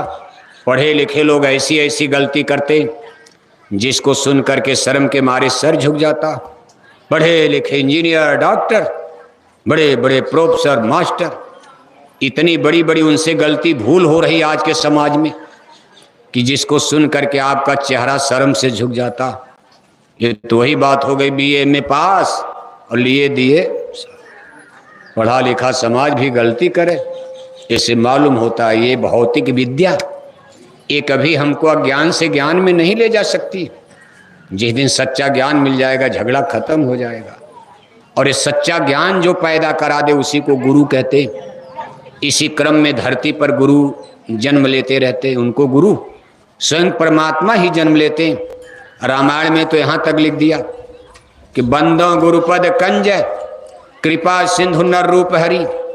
का भाई ये गुरु नर रूप में हरि हैं, परमेश्वर हैं, परमात्मा हैं, परम पुरुष अनामी स्वामी, धारा नर रूप जगत में। गुरु होय जीव चेताए, जो जो माना बचन समझ के उनको संग लगाए। राधा स्वामी नाम परमात्मा का गाया और अगले वाले महाराज को लोग राधा स्वामी कहने लगे। दुनिया में भगदड़ मच गई, सस्पेंस पैदा हुआ, आदमी परमात्मा कैसे अनामी कहा जा रहा। यहां तक कर दिया गुरु से बढ़ना ही अनामी का, सर्वश्रेष्ठ ब्रह्मांड का सबसे बड़ा पुरुष अनामी महाप्रभु भी सदगुरु संत से बड़े नहीं होते। अब इसको सुन करके दुनिया क्या सोचेगी, लेकिन कह दिया कभी यहां दर्जा उनका इसलिए ऊंचा कि अगर वो गुरु ना मिलते तो हम भगवान को न पाते। और गुरु कौन थे? कहा भगवान ही गुरु बनकर आए। बाकी इस माया के देश से कोई साधारण जीव किसी को नहीं निकाल सकता। यहाँ इतने आपको भूल भरम में डाल दिया, ऐसे अज्ञान की दलदल में गिर गए हो, अब यहां से कोई जा ही नहीं सकता। आपकी जाने की इच्छा भी नहीं बनेगी अगर संत न मिले, सद्गुरु न मिले, सत्संग न मिलो। 2-4 साल सत्संग सुनो तो थोड़ा बहुत भाव आएगा कि ओ दुनिया बहुत झूठी है, चलो भजन किया जाए, यहाँ से मुक्ति मिल जाए, निकल चलो। बाकी पूजा पाठ भी करोगे, कहोगे महाराज और धन दे दो, घर बनाने के लिए पूजा करोगे, बेटा बेटी की नौकरी के लिए पूजा करोगे, हमारा और कोठी हवेली दुकान बढ़ जाए पूजा करोगे, हमारी फैक्ट्री खुल जाए दो पूजा करोगे, हमारा धन दौलत बढ़ जाए पूजा करोगे, हमारे घर में कोई बीमारी ना आवे पूजा करोगे। लेकिन मोक्ष मुक्ति के लिए पूजा नहीं करोगे। जब तक सत्संग नहीं सुनोगे, संतों के स्कूल में नहीं जाओगे, तब तक ये ज्ञान हो ही नहीं सकता। दुनिया झूठी है। इस संसार में जो कुछ पा भी लिया यही बहुत है, यही बंधन, सब बंधन है। जितना मिल गया यही बंधन बहुत है, निकल जाओ इससे। अब इसके आगे और लोगे तो बंधन बढ़ता जाएगा। सब बंधने तो है। कहा बधे तुम गाढ़े बंधनयान, फंसे तुम गाढ़े बंधनयान। जिसको आप करो भाई हमको मिल रहा है, भगवान की बड़ी दया है, बेटा बेटी नाती पुत्र। संत महापुरुष कहते खुशी मत मनाओ। अरे भाई यही तो रेजिस्टेंस है, प्रतिरोध है, बंधन है। आपके गले की फांस बन गई। कहा पहला बंधन पड़ा देह का, जिस शरीर पर इतरा रहे, इठला रहे हो।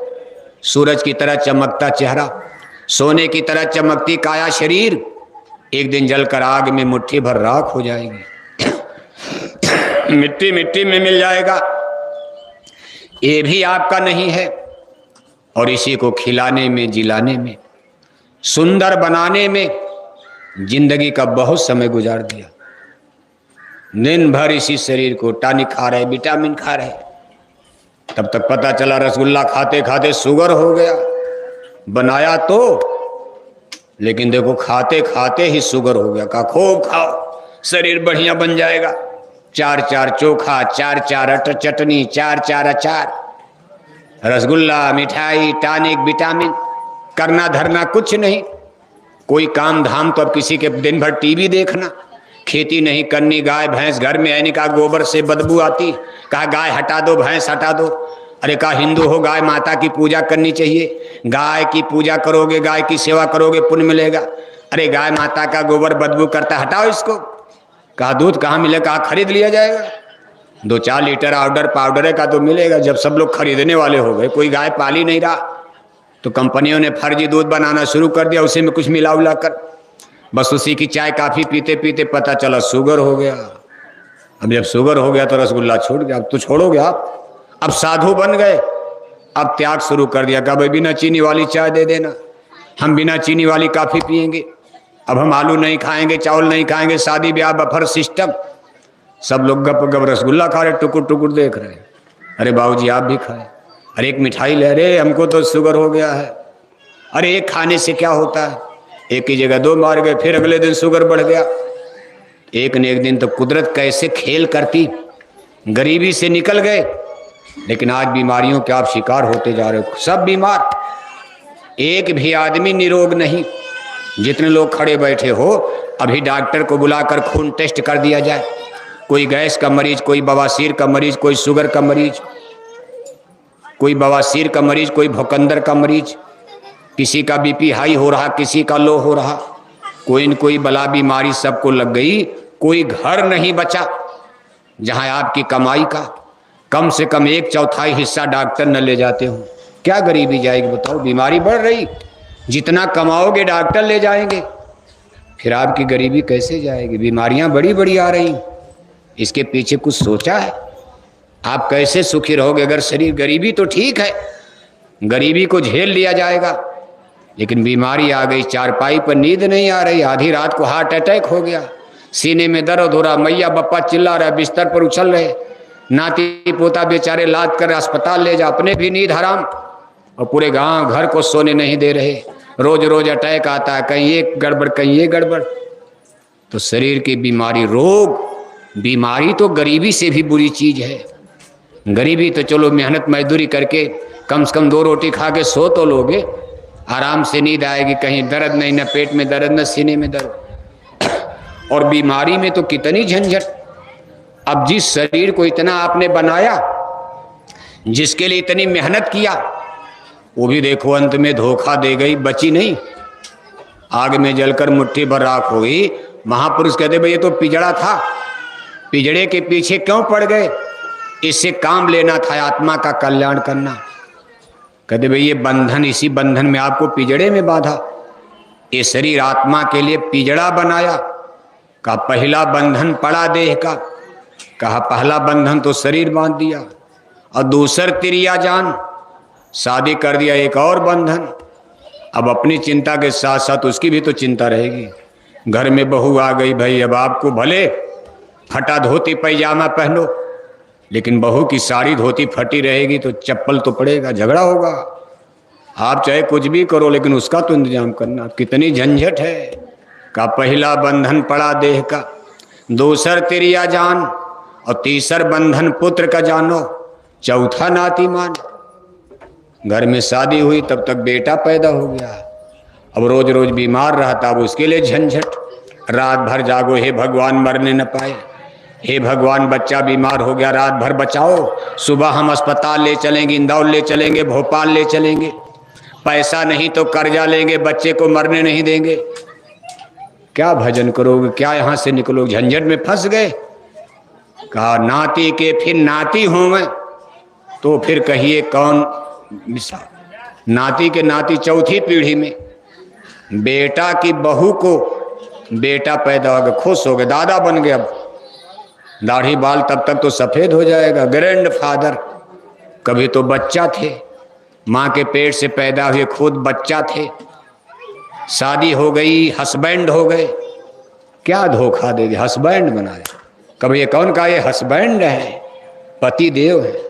तब तक बेटा पैदा हो गया, फादर बन गए। कहे कौन कहा मेरे डैडी पिताजी फादर हैं। और तब तक नाती पैदा हो गया, ग्रैंड फादर बन गए।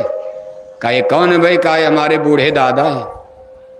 फिर नाती के नाती पैदा, कहा परदादा बन गए। अब इसके बाद तो जियोगे ही नहीं, उसके बाद तो पत्ता गोल, 4 पीढ़ी जाते जाते तो मर ही जाओगे आप। चारपाई पर टट्टी, चारपाई पर पेशाब। कहा नाती के फिर नाती होंगे तो फिर कहिए कौन ठिकान। चौलर पचलर 17 रसरी, बांध लिया तुम बहुबित तान, और मरे बिना तुम छोड़त नाही, जीते भर देते नहीं कान। संत सदगुरु बहु समझावें, उनकी बातें एक न मान, कैसे मुक्ति बने तुम्हारी, अब भरमो 84 खान। कब इसी माया में फंस करके जीवन नष्ट कर दिया। संत कहते छोड़ो इसको, ये सब धोखा है, धोखा है। जिसको आप अपना मानकर चले, धोखे की सब बवाल बना दिया, पचड़ा है। जग सराय दिन 4 बशीरा, या में काहू न काहू केरा। कई जगत सराय है, सराय माने जहाँ से चलना है, सराय किसी की होती नहीं है। अब हम लोग यहाँ आए हैं, अभी बेड बिस्तर बांधेंगे, आगे बढ़ जाएंगे। अब हम एक रात यहाँ रह लिए और कह दे हमारा है, तो गांव वाले लाठी चार्ज, हम लोग खोपड़ी तोड़ दोगे। अरे कहाँ से आए आप, ये आपका कैसे हो गया? ये धर्मशाल, यहाँ दूसरे आएंगे बसेंगे। यानी आपको यहाँ से चलना है, जगह खाली करो। नाती पोता आ रहे, यही जमीन में, इसी मकान में वो रहेंगे। आप ही कब्जा जमाए रहोगे तो नाती पोता कहाँ जाएंगे? इसलिए नाती पोता के बड़ा होने के पहले आपको इसको खाली करके चलना। कहाँ जाओगे? जहां भी जाओ, लेकिन जाओ यहां से, मर करके जाओ। इसलिए संतों ने इसको धर्मशाला, शराय, रेंटेड हाउस, किराए का मकान बता दिया। और हम सोचते हैं सीहोर हमारा है, ये गांव हमारा है, ये कोठी हमारी है। यही धोखा तो राजाओं के साथ हो गया। राजाओं ने कहा साहब पहाड़, नर्मदा नदी से लेकर के ये सब जंगल पर्वत हमारा है। राजे महाराजे बादशाह इसी के लिए लड़ाई लड़ गए, किले बनाए, महल बनाए, लेकिन आज सब लोग छोड़कर चले गए। का एक राजा था, एक रानी, और मर गए राजा, मर गए रानी, हो गई खत्म, सबकी कहानी खत्म हो गई। किला महल यहीं ढह रहा, जंगल में टूट करके गिर रहा। आप इस टुकड़े भर की जमीन के लिए राजे महाराजाओं का छूट गया, सब लोग चले गए। कहाँ चले गए? उन्हीं का तो पता संत बताते हैं। हम आप तो कहते स्वर्ग चले गए। एक के गाना गाते हो, मर करके कहाँ चले गए? स्वर्ग चले गए। संत कहते नहीं भाई, हम देख रहे हैं, बड़ी दुर्दशा में है वो लोग। राजा थे, रानी थे, बादशाह थे, शहंशाह थे, लेकिन आज वो कोई गाय बन गया, कोई बैल, कोई कुत्ता बिल्ला। कहा कबीर गुरु की भक्ति बिन, राजो गदहा हो, लादी लादे और की, घास न डारे को। ईश्वर के नियम के अनुसार उनको गधा बना करके सीहोर में जन्म दे दिया, कुतिया बना दिया। कहा बड़े घरन कै बूचिया, सतसंग सुनन ना जाए, और तेहि कारण कुतिया बनी, और घर घर डंडा। कहा आज सुंदर शरीर मिला, घर मकान मिला, गुरु नहीं मिले, सदगुरु नहीं मिले, भगवान का भजन, नाम कमाई, शब्द कमाई नहीं कर पाए। आज देखो कुतिया का जन्म मिल गया, कुतिया में डाल दिया। अपने घर में गई, कुतिया पलंग पर, चारपाई पर, बिस्तर पर बैठ गई, और तब तक नाती पोता ने मारा 2 डंडा। हमारे पलंग पर कुतिया कैसे बैठ गई? हमारे घर में कुत्ता कहाँ से आ गया? अब नाती पोता बेचारे को क्या पता, हमारे दादा दादी कुत्ता बिल्ली बनकर आ गए घर में सीहोर में। वो तो कहते स्वर्गवास हो गया, स्वर्ग चले गए। दादा की फोटो बनाकर घर में टांग दिया, मरे दादा की फोटो घर में नकली टांग दिया, नीचे लिख दिया स्वर्गीय दादाजी। रिश्तेदार मेहमान मातम पोशी करने आते, उसी नकली फोटो को दिखाकर कहते मेरे स्वर्गीय दादाजी कहाँ चले गए? स्वर्ग चले गए। और दादा कुत्ता बनकर वहीं पलंग के नीचे गाना सुन रहे हैं, खे अंधे बहरे मूर्ख आदमी, मेरे बुरे पाप कर्मों के कारण भगवान ने मेरे मानव जीवन के अधिकार को छीन लिया, और मुझे कुत्ता बिल्ला बनाकर अपने कोठी हवेली में जन्म मिल गया। आज मेरी बहू एक टुकड़े रोटी के लिए डंडे बजाती है, बहू आराम से रसगुल्ला खा रही, कुतिया टुकुर टुकुर देख रही कि बहू को दया आ जाएगी। कुतिया भूखी है, पेट में भूख लगी, बहू बैठ के पलंग पर समोसा काट रही, पकौड़ी, और कुतिया बेचारी टुकुर टुकुर टुकुर। देखा कुतिया को ऐसे टुकुर टुकुर देखती, हो सकता बहू को दे जाए, एक टुकड़ा हमको दे देगी। अब बहू ने उठाया डंडा, हमारा 2 डंडा, कुटिया पे पे पे पे करते भागी। दूसरे के घर में जाती है, वहां भी डंडा। उसी से तो रोज झगड़ा होता था पड़ोसी से, तो पड़ोसी रोटी देगी, वो भी डंडा मार दिया। कुतिया पूरे गांव में घूमती, जहां गई डंडा बजा। तब गांव के बाहर जाती, पेट की भूख बर्दाश्त, कोई रोटी दिया ही नहीं, पेट की भूख बर्दाश्त नहीं हो रही तो कुतिया टट्टी खाती। अपने पेट की भूख मिटाने के लिए कुतिया जा करके मैला गंदगी खाती। अगर आज उसको रोटी मिलती तो टट्टी क्यों खाती? जो कुत्ते लोग घर में पालते हैं उनको रोज दूध भात खिलाते हैं, वो कुत्ते देखो कितने समझदार हो जाते, कभी टट्टी मांस खाते ही नहीं है। टट्टी भी करेंगे लाइटिंग में जाते हैं, आदमी की तरह बर्ताव करने लगते हैं। लेकिन आज कुतिया का जन्म इतना दुर्दशा का जन्म कि भूख मिटाने के लिए कुतिया को टट्टी खाना पड़ रहा। ये जीव की दुर्दशा का हाल होता, हमारे आपके कहने से स्वर्ग नहीं। इसलिए रामायण में लिखा कि आकर 4,84,000 योनि भ्रमति जीव अविनाशी, फिरे सदा माया कह प्रेरो, काल कर्म स्वभाव गुण घेरो, कबहू कर करुणा नर देही, देत इस बिन हे सनेही, नर्तन भव बारिद का बेरो, सन्मुख मरुत अनुग्रह मेरो, जे न तरय भवसागर, नर समाज यश पाए, सुकृत निंदक मंदमती, आत्मा हन गति जाए। कर्णधार सदगुण दिहनावा, दुर्लभ साज सुलभ कर पावा। अब देखो महापुरुष असली उपाय बता रहे हैं कि भाई जीवात्मा का कल्याण आसान हो जाएगा। है कठिन काम, दुर्लभ है, लेकिन जब कोई सतगुर मिल जाएंगे तो आसान हो जाए। कर्णधार सतगुर, ये रामायण की चौपाई है। कर्णधार सतगुर दिहनावा, दुर्लभ साज सुलभ कर पावा। ये कठिन से कठिन काम आपका सुलभ आसान हो जाएगा अगर कोई आपको सहायक मददगार, आपको सही ज्ञान भेद बताने वाला जानकार मिल गया। तो गुरबिन भवनि तरय न कोई, जो बिरंच संकर्षम हुई। उसी रामायण में देखो लिखा, बंदो गुरुपद पदुम परागा, सुरो सुभाष शरस अनुरागा, अमीय मूरिमय चूरन चारु, समन सकल भवरुज परिवारु, सुकृ शंभुतन विमल विभूति, मंजुल मंगल मोद प्रसूति, गुरुपद रजमिर मंजुल यंजन, नयन अमित दिग दोष विभंजन, सिर गुरुपद नख मणिगन ज्योति, सुमिरत दिव्य दृष्टि होती, सूझई रामचरित मन मानिक, गुप्त प्रगट जा जो जय खानिक, का बंदो गुरुपद कंज, कृपा सिंधु नर रूप हरि, महामोह तम पुंजय, जासु बचन रवि कन्निकर। कहा गुरु के ज्ञान प्रकाश से हमारा ज्ञान तिमिर नष्ट हो गया, हमको सुझाई माने दिखाई देने लगा। गुप्त है, ब्रह्मांडों का गुप्त भेद, कहाँ राम है कहाँ कृष्ण है। वो लोग तो आज भी हैं, कहा हमको अब राम दिखाई दे रहे, कृष्ण दिखाई दे रहे, ब्रह्मा विष्णु शिव शंकर, ईश्वर ब्रह्म पार ब्रह्म महाकाल, उसके आगे सतलोक अमरदेश का सब दिखाई दे रहा है। अंधेरा मिट गया। कैसे हुआ? कहा गुरु की कृपा से हुआ, गुरु की दया से हुआ। इसीलिए सभी जगह गुरु की महिमा का बयान किया गया। कहा राम कृष्ण से को बड़ो, तीनों तो गुरु कीन। भगवान राम भगवान थे, उनको गुरु बनाने की क्या जरूरत? जो भगवान है उनको क्या ज्ञान में थे वो?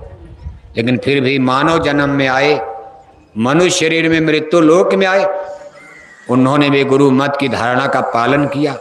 वशिष्ठ विश्वामित्र को गुरु बनाए, चरणों में सर झुका दिया। भगवान जोगेश्वर श्री कृष्ण उज्जैनी नगरी में जाकर संदीपनी ऋषि को गुरु बना के चरणों में सर झुका दिया। इसलिए किसी गुरु की खोज करो, अपने मन से पूजा मत करो। ये पूजा आपके लिए दुखदाई बन जाएगी, कष्टदायी बन जाएगी। रावण की तरह मारे जाओगे, काटे जाओगे, पीटे जाओ, क्योंकि पूजा आपकी गलत हो गई है। ये कोई पूजा है ही नहीं कि मंदिर में घंटी घंटा बजाए जा रहे और 1-1 किलो मछली खाए जा रहे। और कितने लोग मछली खाते जानते हो आप? आज भारत की आबादी पुरानी गणना के अनुसार 1 अरब 30 करोड़ बताई जाती। नई गणना तो अभी कोरोना के कारण नहीं हो पाई, अब गणना होगी तो आबादी 1.5 अरब के करीब पहुंच जाएगी। लेकिन पुरानी गणना पर देखो 1 अरब 30 करोड़ की आबादी में आज भारत में 1 अरब 4 करोड़ हिंदू बताए जाते हैं। 18 करोड़ मुसलमान, बाकी 8 करोड़ में सभी धर्मों के लोग आ गए। आपको सुनकर आश्चर्य होगा, 1 अरब 4 करोड़ हिंदू में आज 82 करोड़ हिंदू मांस खाते हैं। कितना हिंदू? कितना हिंदू? 82 करोड़। 1 अरब 4 करोड़ हिंदू में आज 82 करोड़ हिंदू मांसाहारी और 22 करोड़ हिंदू शाकाहारी। एक हिंदू शाकाहारी तो सामने 4 हिंदू मांसाहारी। जितने भारत में शाकाहारी हिंदू, उसका 4 गुना भारत में मांसाहारी हिंदू हैं आज। बताओ आप क्या धर्म बचाओगे आप? कैसे धर्म? और सब रामकिरण को तो सब मानते हैं। आप सही सही बताओ, भगवान राम ने कभी मांस खाया था? भगवान जोगेश्वर श्री किरण जी महाराज मांस खाते थे? रामायण गीता वेद भागवत शास्त्र पुराण में कहीं मांस खाना लिखा है? हिंदू धर्म के जितने श्रेष्ठ ग्रंथ हैं, जैसे 4 वेद सबसे प्रथम, फिर श्रीमद् भागवत गीता भगवान कृष्ण की पुस्तक, रामायण भगवान राम से संबंधित, इसी को हिंदू धर्म में श्रेष्ठ माना जाता। इन सारे ग्रंथों का अध्ययन करने के बाद एक बात निकल कर सामने आती कि कभी भी धर्म में मांस का सपोर्ट नहीं हुआ, हिंसा हत्या का सपोर्ट नहीं हुआ।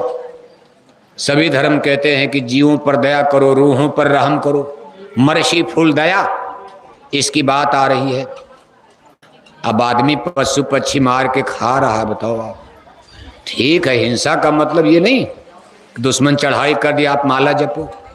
मान लो पाकिस्तान चढ़ाई कर दे, दिल्ली की तरफ उसकी फौज बढ़ रही और हमारे भारत के सिपाही बंदूक की जगह माला लेकर राम राम जपने लगे, बहन बेटियों को उठा करके पाकिस्तान ले जाएंगी, बहन बेटियों की इज्जत आबरू जाएगी, तब तो आपको पाप लग जाएगा। वहां उनको मारो, आप लड़ो, अपने जीते जी ऐसा नहीं होने देना। आपके सामने शेर आपको मार रहा, किसी को काट रहा, शेर को मारो आप। सांप आपको दौड़ा रहा काटने के लिए, अब आप बैठ के माला जपोगे? सांप को मारो, नहीं काट रहा जाने दो आप। सांप जा रहा है आपकी तरफ, नहीं जाने दो, और दौड़ा लिया आपको, काट के खाएगा तो उसको आप मार सकती है हिंसा। भगवान किन्ने कहा मारो इनको, यही तो अर्जुन को समझा। अर्जुन ने कहा केशव क्यों मारूं? आप कहते हो सत्य हिंसा परमो धर्म है। ये मेरे भीष्म दादा हैं, गुरु द्रोण है, ये मेरे कुल गुरु कृपाचार्य हैं, मेरे रिश्तेदार, मैं इनको मारूं युद्ध के, लड़ा धन के लिए, दौलत के, राजपाट के लिए? भगवान के ने कहा मोह खत्म करो अर्जुन, हमको ज्ञान मत सुनाओ, ये धर्म के दुश्मन है, मैं इसलिए मारने को कह रहा हूं। अगर ये सब लोग जिंदा रहेंगे तो कितनी द्रौपदियों का अपमान हो जाएगा, लाखों लाख द्रौपदियों को ये लोग नंगा कर देंगे, धर्म संस्कृति नष्ट हो जाएगी, मानवता उजाड़ हो जाएगी। इसलिए इन पापी राजाओं को मारो। ये समझने वाले नहीं है, ये अहिंसा में ही आएगा धर्म की रक्षा के लिए। ये धर्म क्षेत्र कुरुक्षेत्र है, बहुत समझाया, इसको पाप नहीं लगेगा। अगर तुम मर भी जाओगे तो मैं तुम्हारी आत्मा को नरकों से बचाऊंगा, क्योंकि तुम धर्म युद्ध लड़ने जा रहे हो। राजपाट गद्दी कुर्सी हस्तिनापुर के राजपाट खजाने के लिए नहीं, तुम मेरे आदेश में धर्म युद्ध लड़ रहे हो। इससे भारत की नारी का गौरव बढ़ेगा, धर्म संस्कृति की रक्षा होगी। ये सब पापी राजा हैं, इनका संहार होना जरूरी। अब उसके पहले तो बहुत समझाया था, समझाया तो बहुत गया था, भगवान किन भी समझाने गए थे, ऋषि मुनि बहुत समझाए। एक गंवाई कहावत है, आदमी 2 बात से मानता, या तो माने बात से और नहीं तो माने, नहीं तो माने, या तो माने बात से और नहीं तो माने जिसको डंडा कहते हैं। देखो हम नहीं बोल सकते, मशीन लगी है, बड़ी दूर तक आवाज जा रही, लोग कहेंगे ये क्या बोल रहे हैं, लेकिन आपकी आवाज इसमें नहीं, आप बोल सकते हो, जोर से बोलो। आदमी 2 चीज से मानता है, या तो माने बात से और नहीं तो माने, जिसको डंडा कहते हो। घर में माता पिता भी डंडा रखते, खिलौना दे रहे, मिठाई दे रहे, सब दे रहे, बार बार गलती तो माताएं डंडा मारती, पट, बच्चा रोता, फिर मिठाई दिया, खिलौना दिया, फिर नहीं माना, फिर मारा।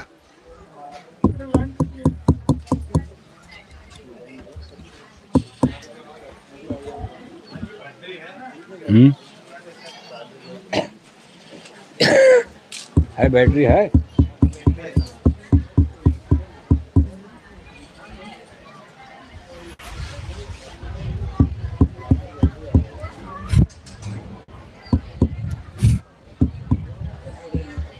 कहाँ बैटरी है? तो फोन लगा रहे हैं।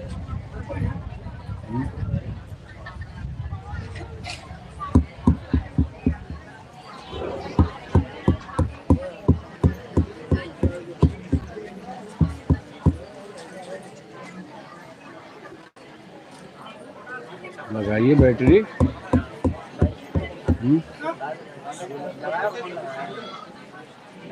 फोन लगा, बैटरी नहीं है। बैटरी हाँ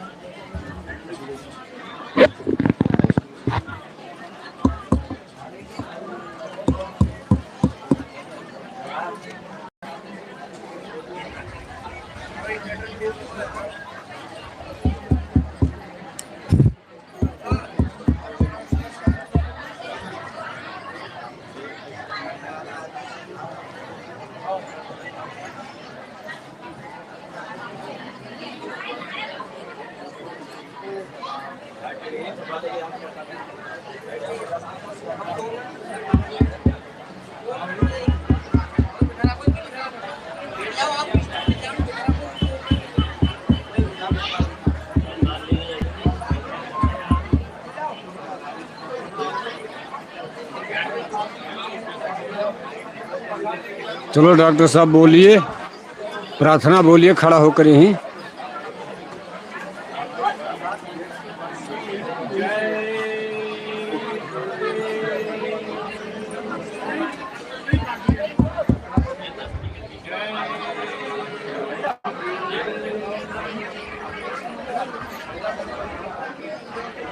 बोलिए आरती बोलिए।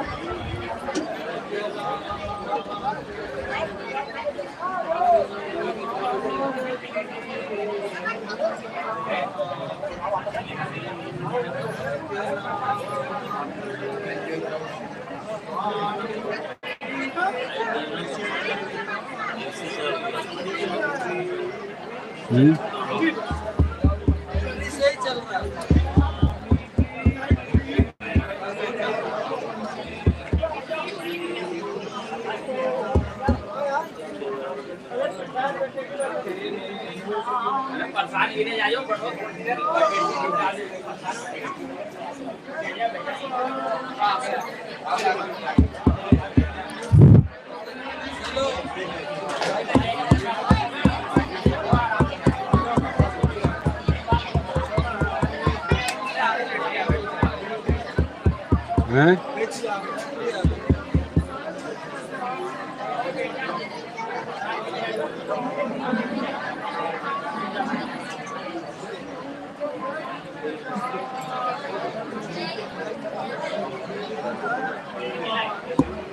अरे प्रसाद बढ़ने की बढ़ जाओ तो लाइट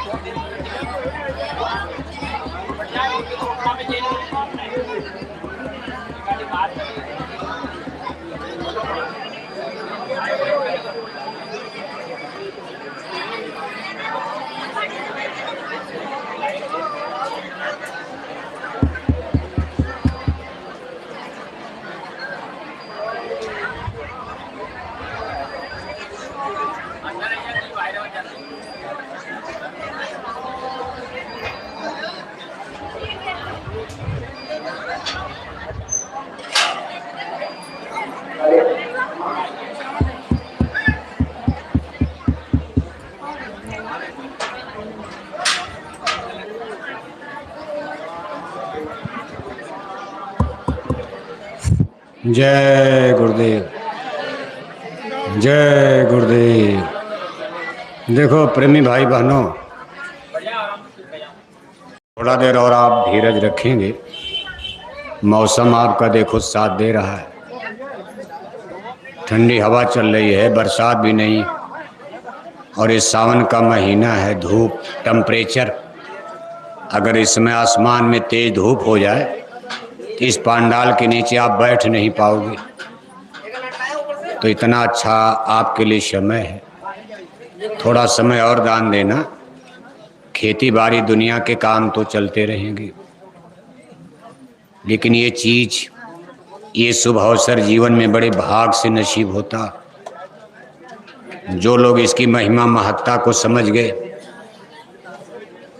वह लोग देखो इसके लिए कितना डीजल पेट्रोल भाड़ा किराया लगा कर कितने दूर तक चले जाते। भाई चलो सत्संग, और इस सत्संग की महिमा धर्म ग्रंथों में है, कहा बड़े भाग पायो सत्संगा, विनय प्रयास सोई भव भंगा। सत्संग महिमा है अति भारी, पर कोई जीव मिले अधिकारी। सत्संग बहुत ही पुण्य आत्माओं को, जिन पर परमात्मा मोहर लगा देते कि भाई इनका इस जन्म में अगले जन्म में उद्धार होगा, इन आत्माओं को जन्म मरण से निकलकर मेरे पास आना है, इनको अब मोक्ष मिलेगा, मुक्ति मिलेगा, उन्हीं लोगों का मन सत्संग में लगता। और जिनको यहाँ भी जन्मना मरना है, भोगना भरमना है, वो लोग सत्संग को मजाक समझते हैं, क्योंकि उनको यहीं अभी जन्मना मरना, कटना पिटना, कटते पिटते जन्मते मरते कटते पिटते, अभी कितने युग जन्म यहाँ भटकेंगे। तो उन लोगों के लिए सत्संग तो मजाक समझ में आता। वो सत्संग उससे उनको फिल्मी गाना अच्छा लगता, उनको गाना बजाना नौटंकी सिनेमा पिक्चर अच्छा लगेगा, उनको गंदे गंदे विचार, रुपया पैसा मिल जाए कहीं कि भाई पैसा मिलेगा कि नहीं मिलेगा, वो उस पर जाएंगे। लेकिन जो सच्चे परमार्थी होते, चलो भाई दो अच्छे वचन हमको मिल जाएंगे, हमारा बुराई ठीक हो जाएगी, हम अच्छाई पर आ जाएंगे, हमारा सुधार हो जाएगा। सत्संग जल जो कोई पावे, मैल आई सब कट जावे, 60 सुधरें सत्संगति पाई। बड़े बड़े लोग सुधर जाते हैं, लेकिन सत्संग की भी एक सीमा होती। अब कहो पूरी दुनिया सुधर जाएगी, तो कबीर साहब सतपुरुष भगवान के अवतार, इतने बड़े संत, अब तक सब सुधर गए होते।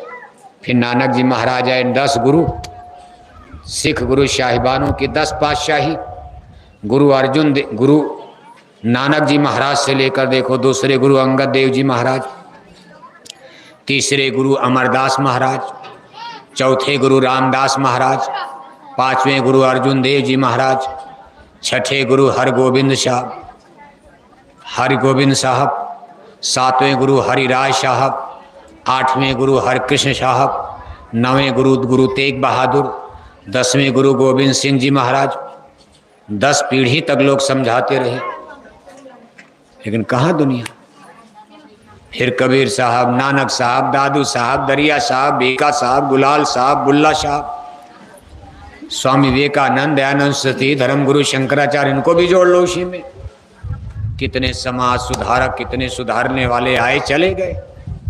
फिर राधा स्वामी जी महाराज में देखो आप, राधा स्वामी जी महाराज, बाबा जयमल सिंह, सावन सिंह महाराज, फिर देखो चरण सिंह जी महाराज, कितने लोग अनगिनत इस धरती को शुद्ध साफ करने के लिए आते रहे, समझाते रहे, लेकिन फिर भी पूरी दुनिया कहाँ मानती। हम लोग भी देखो 40 साल तो बोरा पहनते हो गया, कोई बोरा पहनता है? आज कोई बाप अपने बेटे को बोरा नहीं पहना सकता। एक भीख मांगने वाला भिखारी भी इस फैशन की दुनिया में, ठाट बाट की दुनिया में, सूट बूट टाई कोट के युग में, एक भीख मांगने वाला भिखारी भी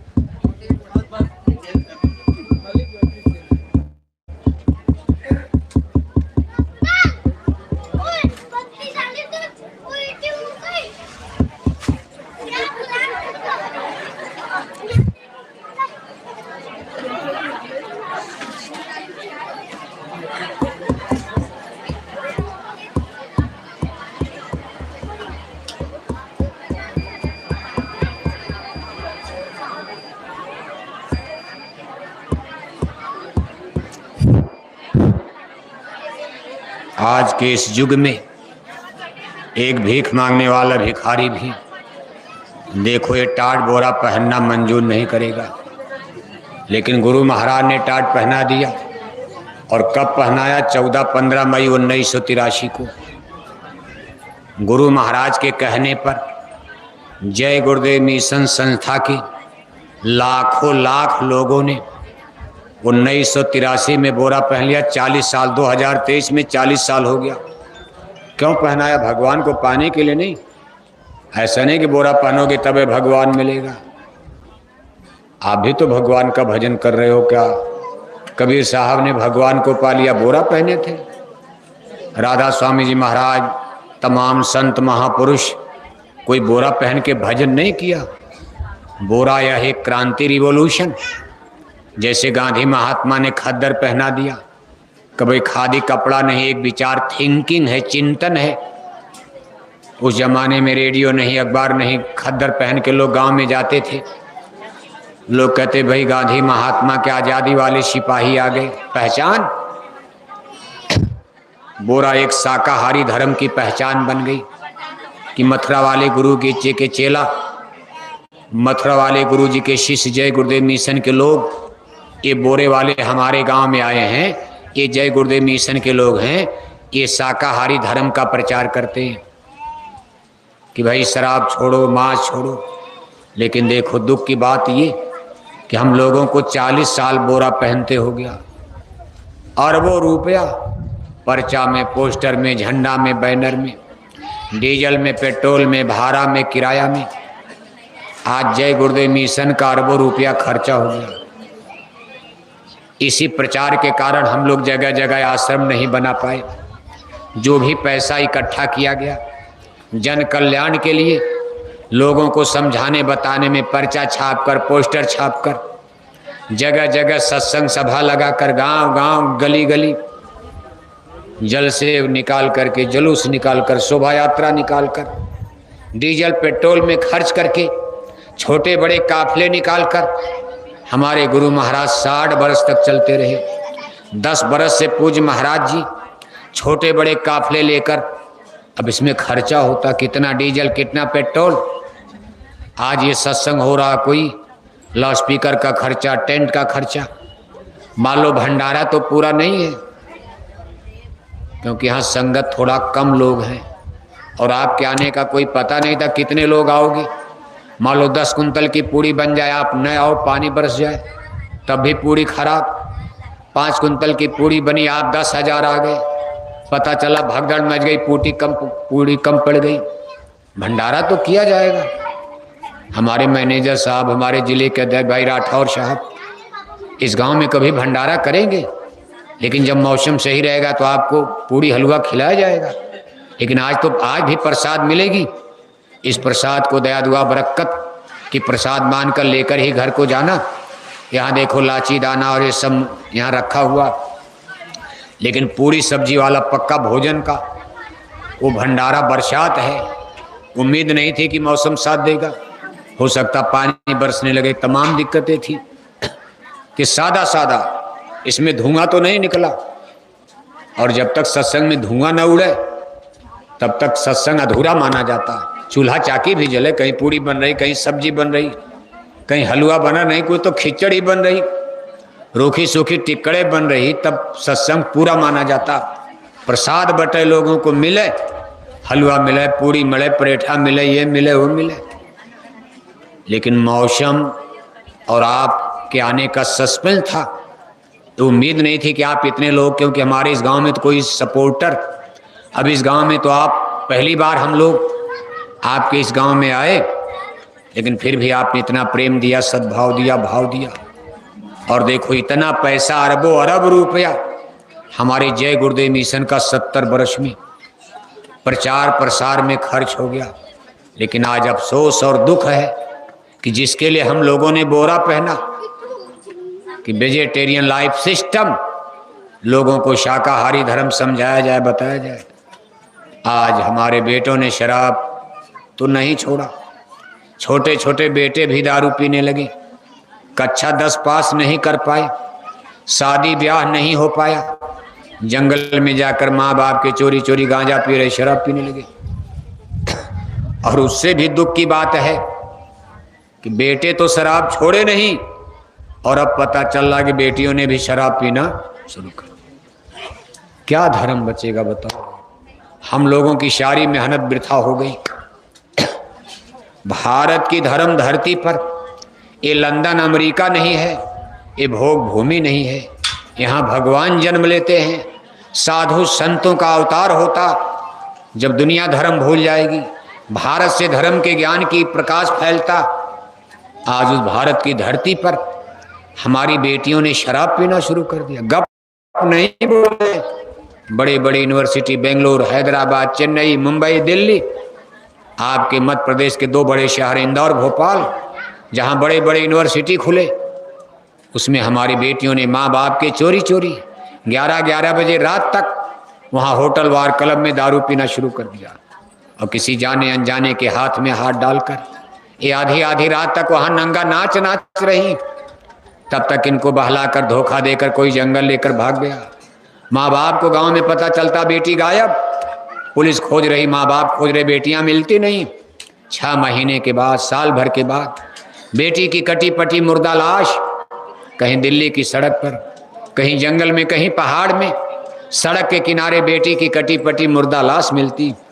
क्या बना दिया भारत को जिस देश में नारियों का गौरव, सती सावित्री, सीता अनसुईया, कर्णावती, दुर्गावती, पद्मावती, महारानी लक्ष्मीबाई की ये पावन धरती, आज हमारी बेटियों ने शराब पीना शुरू कर दिया। बेटियों को इंजीनियर डॉक्टर बनाना बुरा नहीं है। हमारी बेटियां पढ़ें लिखें, टीचर बने, ट्यूटर बने, मास्टर बने, सब बने, लेकिन बेटियां शराब पीने लगेंगी, कभी रामराज भारत में आएगा? अंडे खिलाकर शराब पिलाकर कोई माई का लाल मध्य प्रदेश में रामराज ला पाएगा? भगवान राम के रामराज में अंडा बिकता था।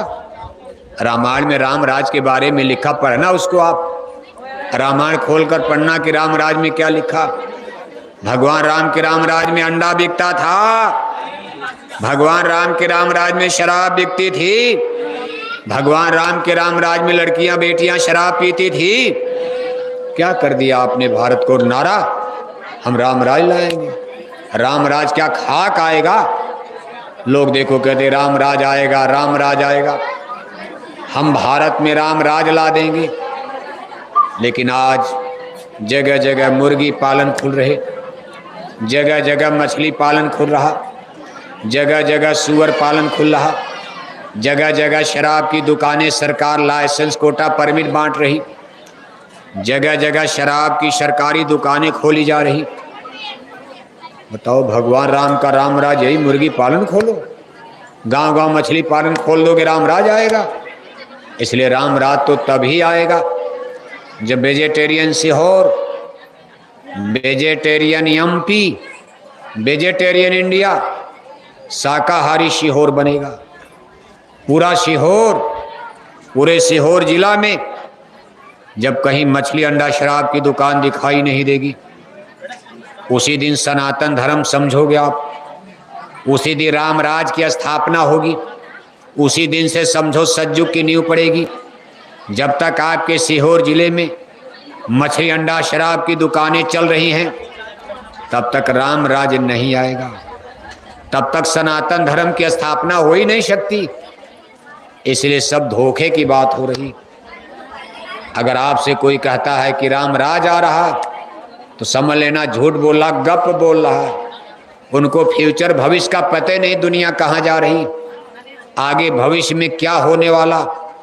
ऐसे रामराज नहीं आता, युग ऐसे नहीं बदलता। आदमी संत महात्मा समझाते, ठीक है मान जाओ, सही रास्ते, सच्चा धर्म जान लो, सच्चा कर्म सान लो। ना मानने के बाद तो कुदरत का डंडा बजता है। रावण को ऋषि मुनियों ने कितना समझाया। उस समय भारत में जितने साधु महात्मा सब देखो लंका जा रहे बारी बारी से, लेकिन रावण ने बात नहीं मानी। भगवान राम ने कितने लोगों को खुद भेजा कि भाई कह दो ठीक है, जो कुछ किया उसने सीता जी के साथ कर दिया, आज भी सीता को वापस कर दो, मैं लौट जाऊंगा। लेकिन नहीं समझ में आया तो भगवान ने कहा काउंटर कर दो, खत्म करो लंका को। रहा न कुल कोई रोवनिहारा, 1 लाख पूछ 1.25 लाख नाती, ता रावण घर दिया न बाती, लंका का नाश कर दिया। कोई कुल खानदान में पानी देने वाला नहीं बचा। इसी तरह द्वापर काल आता है, भगवान कृष्ण अवतार लेते, कुरु सभा में, भारी सभा में राजे महाराजे धर्म गुरु, बड़े बड़े पंडित पुरोहित, भीष्म पितामह ऐसे धर्मात्मा महात्मा बैठे। कुरु राजसभा में दुर्योधन कहता है, हे दुशासन, द्रौपदी को नंगा करके मेरी जंघा पर बैठा दो। बैठा तो नहीं पाया, लेकिन उसको कितना बड़ा दोष लग गया। पांडवों का वनवास हो गया, द्रौपदी के साथ जंगल चले गए। फिर जितने साधु महात्मा सब हस्तिनापुर आ रहे। वेदव्यास आए, गुरु दुर्वासा आए, उस समय जितने ऋषि मुनि सब बारी बारी 6 महीना साल भर, क्योंकि पांडव 13 साल जंगल में रहे। 13 साल में भारत के सारे साधु महात्मा हस्तिनापुर आकर के दुर्योधन को, राजा धृतराज को समझाते कि राजन गलती बहुत बड़ी हो गई, ऐसा द्रौपदी के साथ नहीं होना चाहिए था, वो भी आप लोगों के सामने दुर्योधन ने कर दिया। हे राजन, चलो अब भी समय है, अपने दुष्ट पुत्र दुर्योधन को समझाओ, वरना इस संसार में प्रलय मच जाएगी। लेकिन कौन मानता। 13 साल बीत गया, पांडव जंगल से आए, भगवान कृष्ण से मिले। भगवान कृष्ण ने युधिष्ठिर से कहा, एक बार मैं भी दुर्योधन को समझा दूं, एक बार मैं भी जाता हूं। युधिष्ठिर ने हाथ जोड़े कहा, केशव बड़ा घमंडी है, बहुत दुष्ट है। हे केशव, दुर्योधन को मैं बचपन से जानता, मेरा भाई है, लेकिन बड़ा अहंकारी है, आपको गाली देगा, वो आपकी कुछ नहीं सुनेगा, आपका अपमान कर देगा, प्रलय मच जाएगी, मत जाइए। भगवान के ने कहा, युधिष्ठिर, मैं कोई साधारण आदमी नहीं हूं, मैं काल ब्रह्म हूं, मेरे ऊपर मान अपमान का कोई फर्क नहीं। सूरज पर कोई धूल उड़ाएगा, सूरज पर धूल जाएगी, आपके ही ऊपर गिरेगी। सूरज तो बड़ी ऊंचाई पर है, जो भगवान है उनको कोई गाली दो, चाहे पूजा करो, क्या फर्क है। भगवान सबको बेटा बेटी देंगे। आप भगवान को 10 गाली रोक दो, आपको भी कार मिलेगी, मोटर मिलेगा, हवाई जहाज मिलेगा, एमपी बनोगे, एमएलए बनोगे।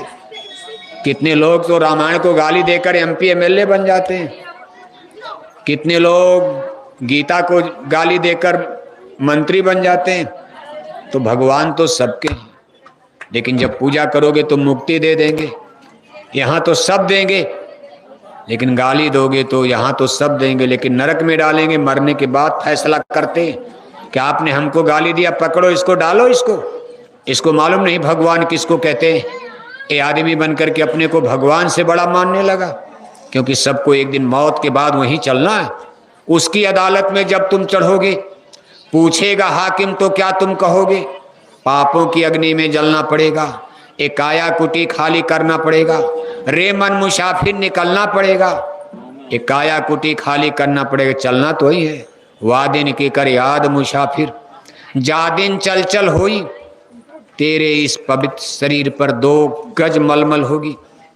तेरे शरीर के ऊपर तन ढकने के लिए 2 गज मलमल कफन होगा, और तू निकाल कर ले जाया जाएगा।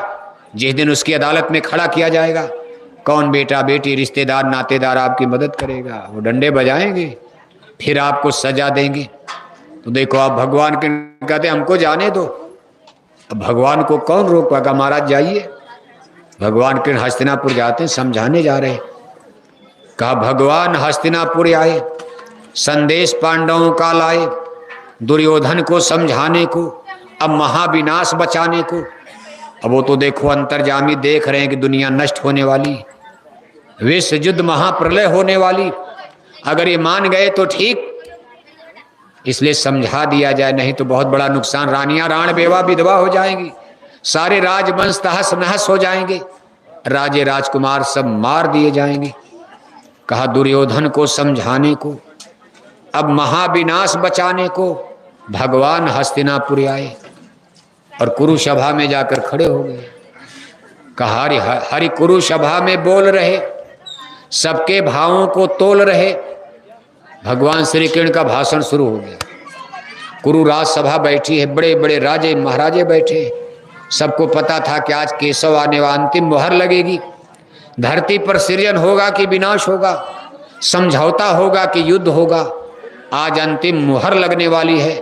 अगर भगवान के इनके द्वारा समझौता नहीं हो पाया तब एक ही उपाय है, युद्ध होगा, विनाश होगा। तो सब लोग उस पर टकटकी लगाए थे, सब लोग आए भी थे, सब लोग बैठे हैं, हरि कुरु सभा में बोल रहे, सबके भावों को तोल रहे, देख रहे भाई कौन क्या सोच रहा। भीष्म को देख रहे भाई कुछ बोलो आप, द्रोण की तरफ देख भाई आप भी कुछ बोलो, मैं आप तो बोल रहा हूं, आप कुछ इसका उत्तर प्रत्युत्तर। लेकिन कोई नहीं बोल रहा, किसी को कोई रास्ता नजर नहीं आ रहा। लेकिन कौन बोला, देखो दुर्योधन बोल पड़ा।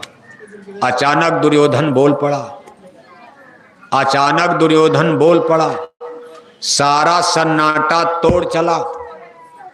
काय ग्वाला भाषण बंद करो।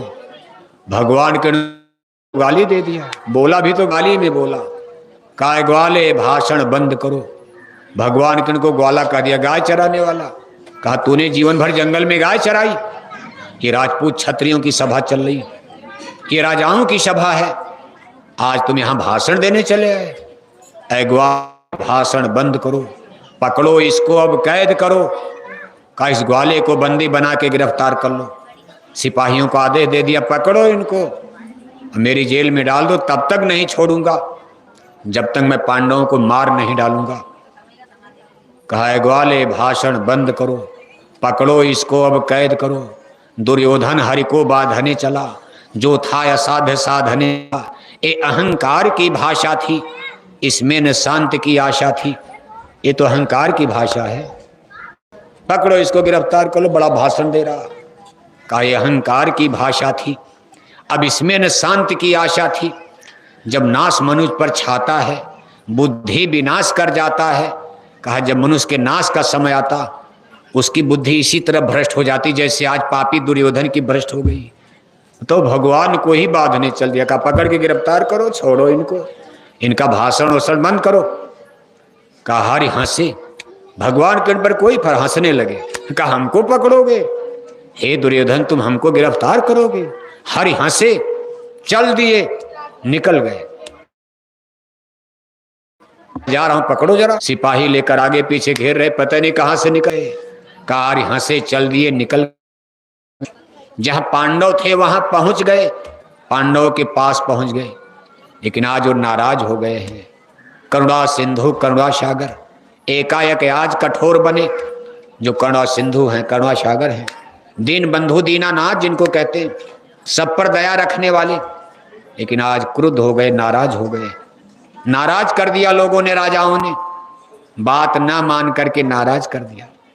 नाराज होकर बोल दिए, याचना नहीं अब रण होगा, आगे अब घोर समर होगा। शिव नेत्र तीसरा खोलेंगे, सब दिग दिगंत अब डोलेंगे, सब राज वंश टकराएंगे, सब मिट्टी में मिल जाएंगे। भविष्यवाणी कर दिया, फैसला, अब कोई समझौता नहीं, युद्ध होगा, सारे राजवंश मिट्टी में मिलेंगे, राजा मरेंगे, रानियां राण बेवा विधवा होकर रोएंगी, सारे राजा राजकुमार नष्ट हो जाएंगे, राजवंश विनष्ट हो जाएंगे। और युद्ध शुरू हो जाता है कुरुक्षेत्र में। 18 दिन के कुरुक्षेत्र मैदान में सारे राजवंश जलकर भस्म हो गए। हजारों रानियां राण बेवा विधवा, देश भी भारत ही नहीं, भारत तो तब ईरान इराक, जिसको कई देश, जहां की महारानी कई जहां आज ईरान इराक बन गया। अफगानिस्तान गांधार देश शकुनी का, पाकिस्तान सिंधु देश सिंधु नरेश जयद्रथ का, अखंड भारत चीन की सेना। दुनिया में जितने स्टेट उस समय थे सब लोग कुरुक्षेत्र में आए थे। हिमालय डांक करके चीन की भी सेना था, उसका नाम अलग अलग, सब महाभारत में लिखा हुआ। विश्व में जहां जहां स्टेट, जहां जहां राजवंश थे सब आए थे, कुछ कौरव की तरफ, कुछ पांडव की तरफ। पांडव की तरफ कम, कौरव दुर्योधन की तरफ ज्यादा। लेकिन जिसका ज्यादा वो हार गए, और जिसका कम गोल थी जीत गए, क्योंकि उधर वासुदेव श्री कृष्ण खड़े हो गए। कभी मैं पांडवों के साथ रहूंगा, धर्म इधर है, दुर्योधन की तरफ अधर्म है, मैं उधर नहीं जाऊंगा। उनको कोई पक्षपात नहीं करना था, मैं धर्म का साथी हूं, धर्म के लिए मेरा जन्म हुआ है, धर्म की रक्षा के लिए, जहां धर्म होगा मैं वहां जाऊंगा। कौरव भी रिश्तेदार, पांडव भी रिश्तेदार, उनके सब थे, लेकिन धर्म की तरफ चले गए और उन्हीं की विजय होगी। धर्म में जयते, सत्य में जयते। फिर वही बात हो गई, सब मान गए, दुनिया नष्ट हो गई, राजा सब मर गए, सब खत्म। क्या मिला? बस बात वही हो गई कि या तो माने बात से और नहीं तो माने, नहीं तो माने। अभी तो संत महात्मा समझा रहे कि हाथ जोड़कर विनय हमारी, हो जाएं सब, हो जाएं सब हाथ जोड़, शाकाहारी बन जाओ, पशु मत मारो, पक्षी मत मारो, हिंसा हत्या मत करो, नसबंदी गर्भपात परिवार नियोजन के नाम पर अपना बच्चा बच्ची मत मारो। ये बहुत बड़ा पाप लगता है ईश्वर के दरबार में। नेता भगवान नहीं होते हैं, नेता आपके जन्म मरण के साथी नहीं बनेंगे। इनके गंदे बनाए कानून पर विचार करो। इन्होंने आपको गर्त में डाल दिया, मुर्गी पालन, मछली पालन, सुअर पालन, शराब की दुकानें खोलकर, नसबंदी गर्भपात का कानून बनाकर इन्होंने धर्म संस्कृति का सत्यानाश कर दिया। जिस दिन खुदा की अदालत में, भगवान की कचहरी में खड़े होगे, कोई एमपी एमएलए आपको बचाने जाएगा? बचाएंगे सदगुरु, बचाएंगे संत, बचाएंगे। उनकी बात तो मानो। संत महात्मा समझा रहे कि हाथ जोड़कर विनय हमारी, हो जाएं सब शाकाहारी। अपील हो रही।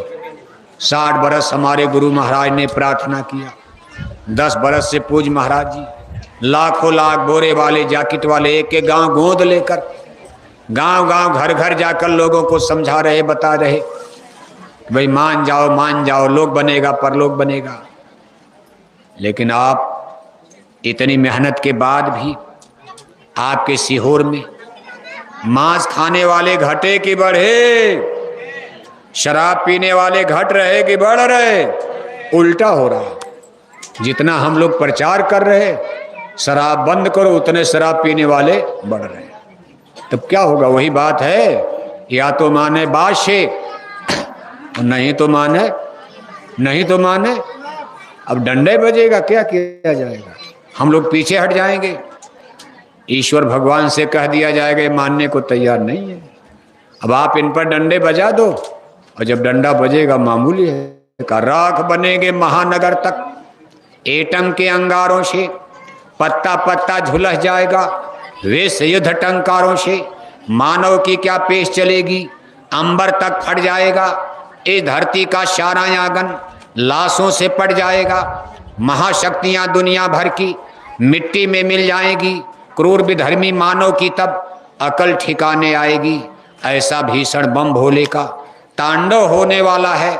कलयुग में ही इस धरती पर सतयुग आने वाला, कलयुग में सतयुग लगने वाला। लेकिन एक बार धरती खून से लाल हो जाएगी, लाशें पड़ी सड़े घर घर में, उठाने वाले मिलेंगे नहीं यार, जमाना बदलेगा।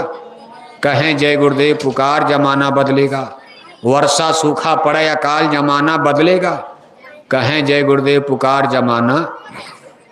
घर घर में, गांव गांव में लाशें, गाय भैंस की नहीं, आदमी की लाशें।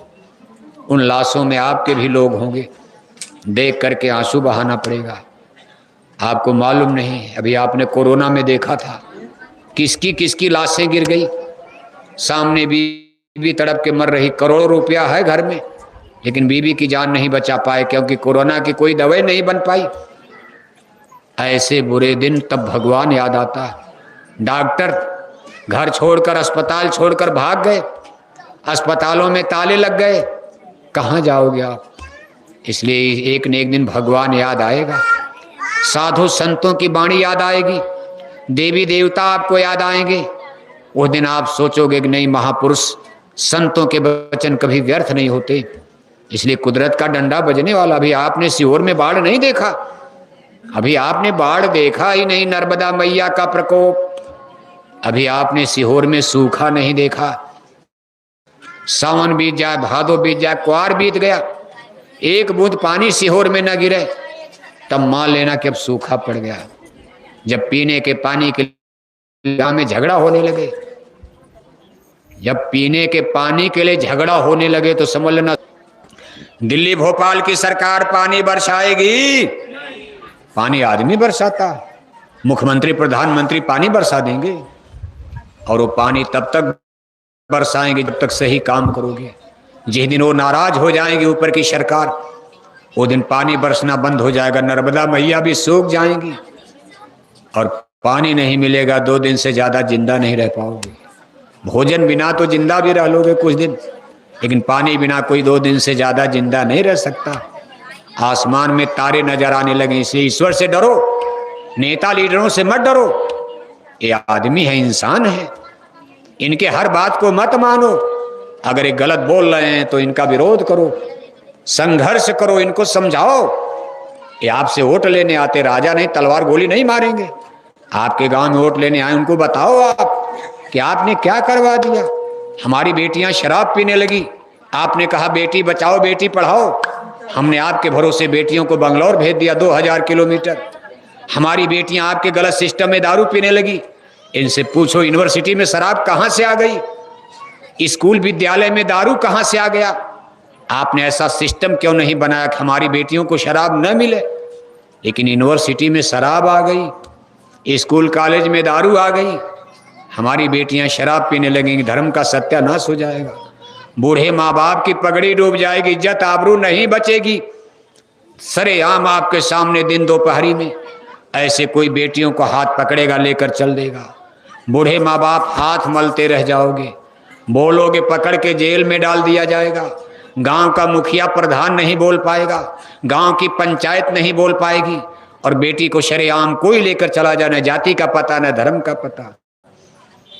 उस दिन आप चिंता में मर जाओगे, पगड़ी डूब जाएगी, मान सम्मान डूब जाएगा।